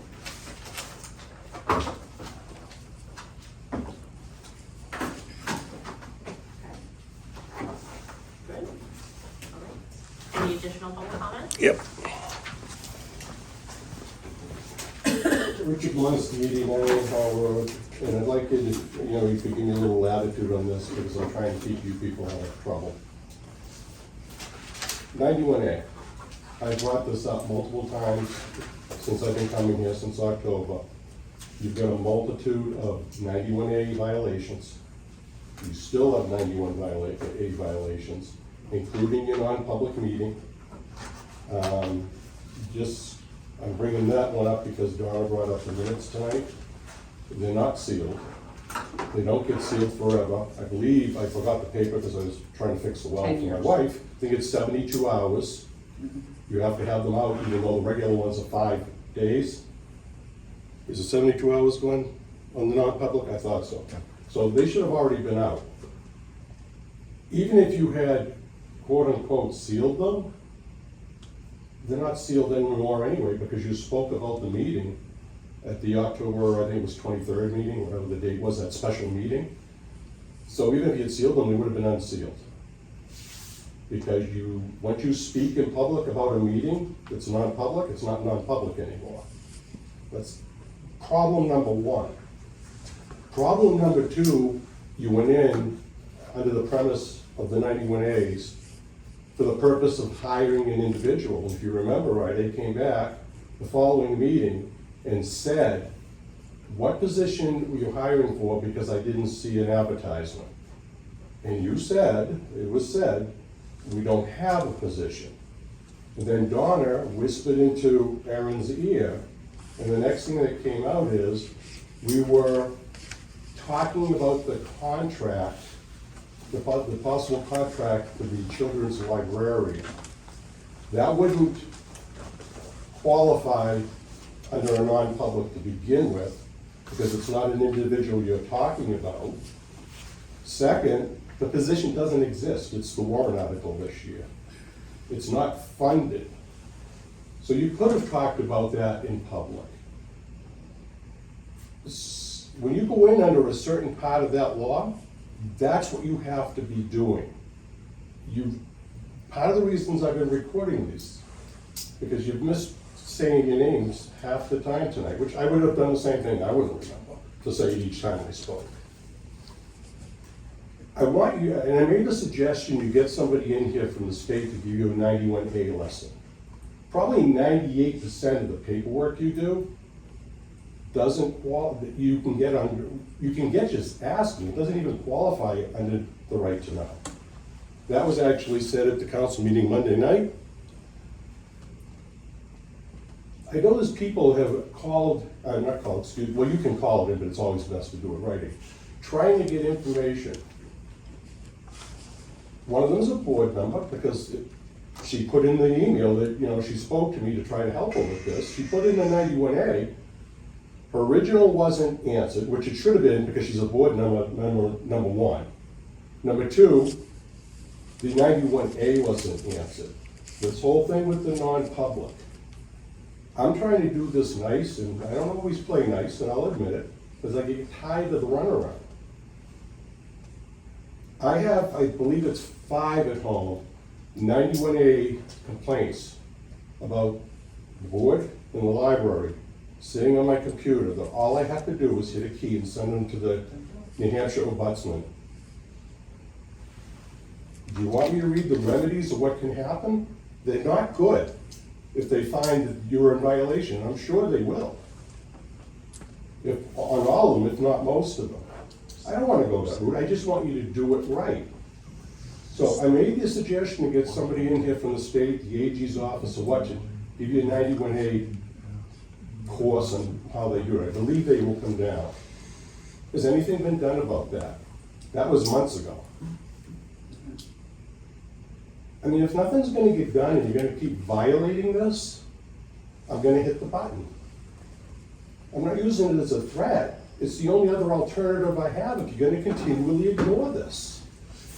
That's why the council all of a sudden last night, on Monday night, said, oh, we're gonna start giving it out, these 91As are ridiculous.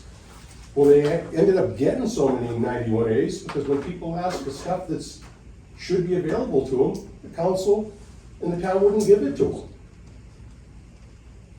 It's in your court. Aaron, what? Yeah, that's I just want to fine. ask you a question. When you refer to the 90, you said you have a list of you have 91, or you have 91As that weren't fulfilled? Is that correct? The Am I understanding? 91As, well, the biggest one, the most glaring one, was that non-public. Okay. That's the most, the others are too. And you can, and you even admitted, well, Kim did when she was here, and I know she's no longer with the board, but it's been reported. She even said, we know we have these problems, we're working on them. And I said, in the 91A, the last two words say, no exceptions. So it doesn't matter. You weren't getting, you know, some of them, one of them you just corrected some of them, you all seem to be getting the minutes out on time. Because you're doing it now doesn't alleviate and do away with the fact you weren't doing it. It shows a history of not following 91A. Can I just follow up with one Sure. question? So the list of 91As that we're not filing, is that something that you can provide to the board? No, I'm gonna keep it. You should know what they are. I shouldn't have to fill you in. Actually, every one I've spoken about it at this board. Okay. And nothing happened. It's not what I wanna do. You can end up paying for your lawyers, my lawyers, you can end up, you know, the court can enjoin future violations where it isn't just a new one, they say, here's another one of the same thing. There's a whole list. I don't wanna go there. I don't wanna cost the taxpayers money. The town council did that where a former council had to take them to court, and it was so egregious, the judge, you should have read his final order. He made the town pay her fees. Is this what we want to do? That was Deb Paul. Deb Paul. All right. What's that? Oh geez, do you remember when that was, Glenn? At the end of her last term. Well, yeah, it was at the end of her, Mystery I can get you the date. That'd be fine. I can send you the court order. Yeah, that'd be great. I'd love to Jan, read what do it. you wanna say? So, what I'd like to say is, have you made the 91A request to the library about these items? I made Official. one of them. She made I them. made one of Okay. them, and I'm still waiting for it to be answered. Okay. What was that one to the library or to the board? Well, it was the one where it was discussed, about the whole, of you approving, employee raises, that you signed off on raises, and that's against state law. And you had offered to reach out to the attorney, and then, Richard had mentioned that that should be coming from the board, and I recommended to do that. Okay. And then when I requested the attorney's contact information, it was crickets. No one would give me the information, and then Kirsten said, go see your chair for further information. So I contacted Kim. Kim said that the town council told her that she was the only one that was allowed to contact the attorney. Because she's the chair. Right, but also at the meeting, we had agreed that, that email to the attorney and her response would be shared with the rest of the board, so we would all be aware. She kept saying that, at first she said that she did contact them, and then she was waiting for them to contact her back. I had several emails back and forth with her, and I never got anything, so then I had followed up with Helen, and I still didn't get anything, so I put it in. What did I tell you? I know, but it was. Let's be open and honest. No, I know, I'm getting to that Okay. first. So because I wasn't getting the information, I said I'm gonna put in a 91A. So then Helen said that she had reached out to, the attorney and the town council, and she didn't hear back from them. I got crickets too. But No, I'm not still, saying it's your fault. I know, but I'm Yeah. just saying, like, But it I engulfs did you all. respond, and I did. Right, All I'm but asking it's- is it be done right. Right. And I It tried to, technically wasn't say this is answered what in you should response do, to and an nothing's act. happening. I shouldn't have had to put in the 91A. And it was in addition that we had a question for the attorney, about the whole non-public meeting. Those were the two topics.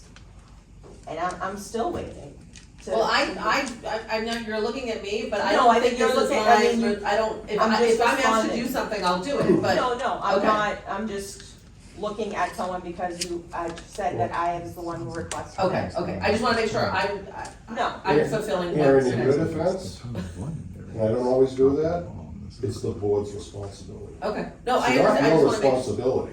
I just wanna make sure that I didn't miss something that No, I I was mean, supposed to be you doing. originally had said that you would do it, and then Rich said it should be a board member, so that's Okay. when I said I would do it. So it sounds, I mean, I might be speaking out of turn, but it just sounds like we need to revisit this, which you tried, and so I'm No, not and sure. if you can, but that's, see, and let me say something else.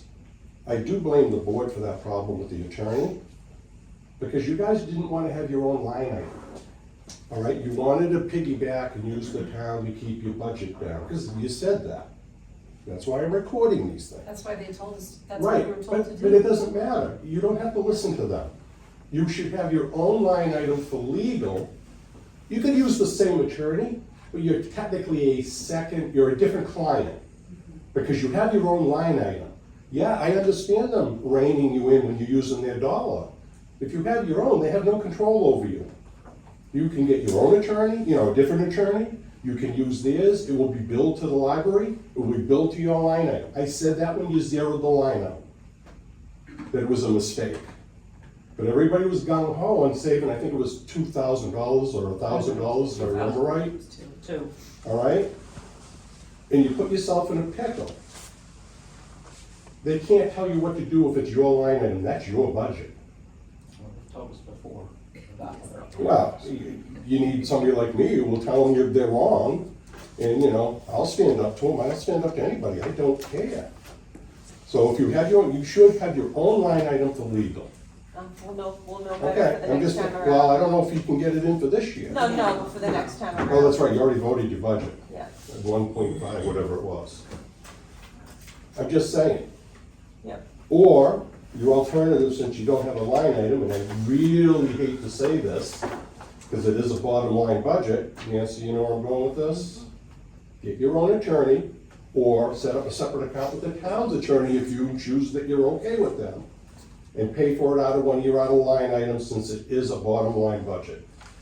The wrong thing to do, but at least it would cover you for this year. You put yourself in the position.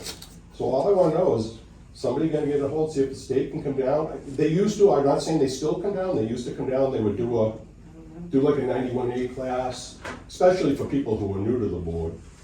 You may wanna actually, I don't know, I guess, it's a little late now, maybe wait until after the election, so the new people, you won't have to do it again. I don't wanna hit the button. This speaks to what we put. Right, and I agree with that. bylaws that, new people, we have to be able to reach out to with the proper and appropriate resources Right. for training for board members, because we started in March, we started voting on things that night. Mhm. Fortunately, some of us have had board experience, but some of us may not, And I agree. so. That's why I haven't sent them in already. Right? They're all filled out, all I gotta do is hit the button and send them. That sounds pretty threatening, Richard. Well, no, I'm being honest, I'm an honest person. I am too, and I'm saying that could've hit sounds the pretty button. threatening. I could've hit the button over a month ago and I haven't hit it.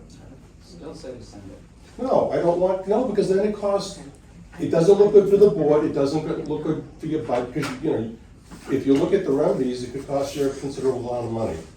I don't wanna call the, have the taxpayer have to pay it. I don't want it to come out of your budget. If you leave me no alternative, then I have to do what I have to do. And it costs me money, because each separate 91A that I send into them, it's not a lot of money, it's you have to send in $25 for each one. So I think I have 5, it costs me $100 and I don't The care. only member that's having an emergency, so I Okay, have to go. no, that's fine. Thank you, I appreciate your time, but I gotta roll. So can I ask, did you ever forward my 91A to Krista? I I didn't know I had to do that. Yeah. Okay, I guess if you can forward that to I her. thought you so- CC'd her, I actually. did not. I got a funny feeling, and this is just my feeling, that on those two items, I bet you that and I could be wrong, I don't think the attorney was ever contacted. I think somebody gave somebody a line and hoped it would go away. But- I'm not saying it was you, you weren't in charge. Right? So what are you saying we have to do to fix all this stuff? Right, let's talk about it. Well, I think you need to, you see if you can get somebody down to educate, give you a class. I'll contact them. I mean, if I at least see it going forward, you're trying to remedy it with a class or whatever, get the answers people are asking for. The fact that a board member has to go to a 91A to get information as, even if it was stuff that wasn't public, for the public, she's a board member. Just like she gets charged to get an audio tape, whatever it is, $4. That should be made available to her. She's a board member. If you want to charge me, come off the street and you say, Richard, it's $4, whatever. I understand that. You just gotta get your house in shape. I mean, everybody comes in here, how wonderful the library is, and I'm not saying, you saw my letter, I call the back house and the front house. I'm not looking at what goes on upstairs because, I don't see an issue up there. But I see a lot of issues on the back end, the business end. Like when I brought up the budget. And I understand what you're saying, Donna, doesn't matter. That line item got adjusted from 90,000 to 95 one year, and you're still 75% over the allotment. And it went from 95 down to 90 again, it went down. This year for 26, you're looking for 100. Well, at the burn rate you've been doing over the last 4 years, you're still gonna be $60,000 or $70,000 short. And if the budget committee, as you're saying, is fighting you on it, how do I put this nicely? Tell them how I'm saying, because this is what you're spending the money on. If you're just taking at the end of the year, whatever's left over that you didn't spend on other line items and saying, well, we're not giving it back, we're gonna make sure we spend it on books. That's a budgeting problem too, and not the right way to go about it. I'm not saying that's what's happening, but I'll find out, because I've already asked Justin to give me all the sheets on where the money was pulled from. I thought you might know what other accounts it may have come out of. I mean, I don't know off the top of Because my if head. I see every year that it's coming out of the same account, well, then obviously that account was over appropriated to begin with, because there's 20 grand extra you can use. So it needs to be adjusted. This is not rocket science. Okay? Appreciate the extra, yes, Jim? So, I just want to say about the 91A things that you're referencing. None of us are going along here trying to make sure we violate as much of this stuff I'm as not possible. saying you are. I'm just saying. So none of us are trying to do that, at least I know I'm not, and I assume also my colleagues as well are on that standpoint. So we're trying as quickly as possible, again, considering that the two of us sitting here are the longest serving ones, and we've only been here 3 years, which sounds like a long time, but it really isn't. We're not trying to violate the 91A, and I really wish my sister were here, but she passed away, unfortunately, she being an attorney and already a library trustee in her town.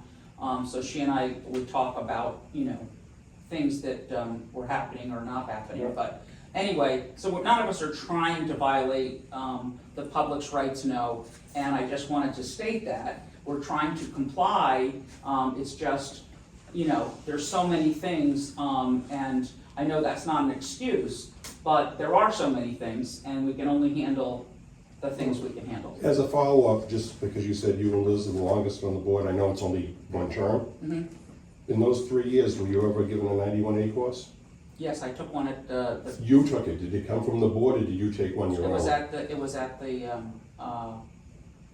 New Hampshire. Library Trust Association? Library Trustee Association. Okay, and that's fine. Wherever you get it, I don't care. Mhm. I would suggest you get it from the Attorney General's office and not the Library Trust Association, just because they're the ones who would enforce it. The Library Trust Association doesn't have any real teeth to enforce it. So get it from the people that would be the ones saying you would violate by doing Well, this. now that there's an ombudsman, maybe we should get it from the ombudsman's office. Well, I don't know if they do that or they just look at the cases, but you could look into that. All right, that's what I got to say. Thank you. Erica Lally again, I'll be really quick, I promise. First, I did double check the RSAs, you were correct, Christine, when you mentioned the RSAs, describing the library director contract term thing. Again, language. So I would like to amend my earlier comment that instead of being like, oh, maybe we shouldn't have it as a term thing, since the RSAs do clarify, or do describe it as such, can the language be drafted to reflect a desire to promote continuity and connection with the library? That's how I think amend that feedback. And the other thing, again, I'll be really quick. Since we're all our trustees, and since you, being a trustee by definition means you are here for the library and in support of the library and, you know, promoting the library's interests, I'm kind of confused why it would be a privacy concern to reveal whether or not you have a library card. I mean, if you're already affiliated with the library, it's not like the library card comes with any public information. It seems like a silly breach in optics to me to say that you wouldn't say, yes, of course I hold a library card as a library trustee. Just food for thought. Thanks.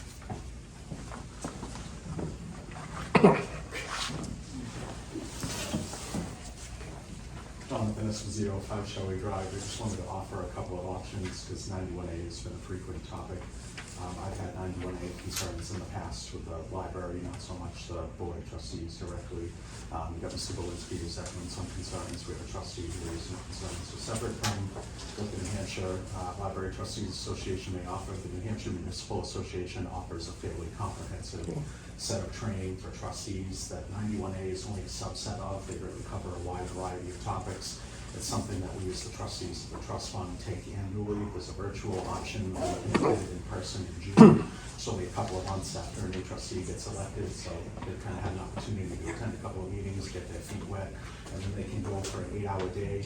We usually, it's paid for by the town, which is something that we've had done. I don't know if it's an option to come out of the library budget, or if you have your own budget as the trustees that you can pay for it out of, but it's a fairly comprehensive course. 91A is a fairly significant part of it, but it may be a worthwhile thing for everybody to attend, not just one member.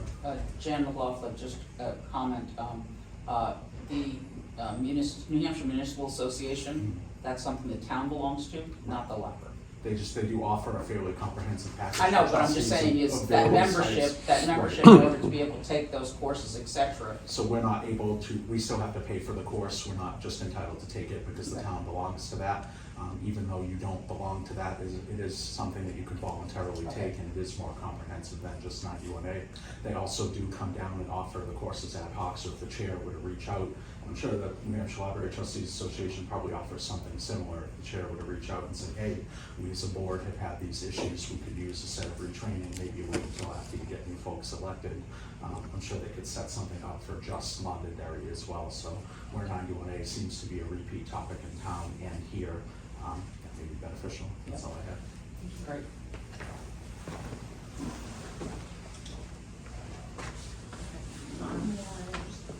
Piggyback off that, just as a suggestion, if you do arrange a class like that for someone to attend here, and there's a fee to it, something you could consider is inviting other GMO's library trustees to share the cost with you.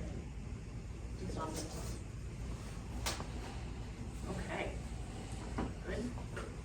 Can I just confirm that you're gonna send my 91 email to Yep. Kirsten? Okay, Yep. thank you. All right, I'd like to vote to adjourn. Second. Can you just say your name, please? Yep. Jan McLaughlin, I'd like to make a motion to adjourn. Liz Thomas, I'd like to second that motion. All in favor? Aye. Aye.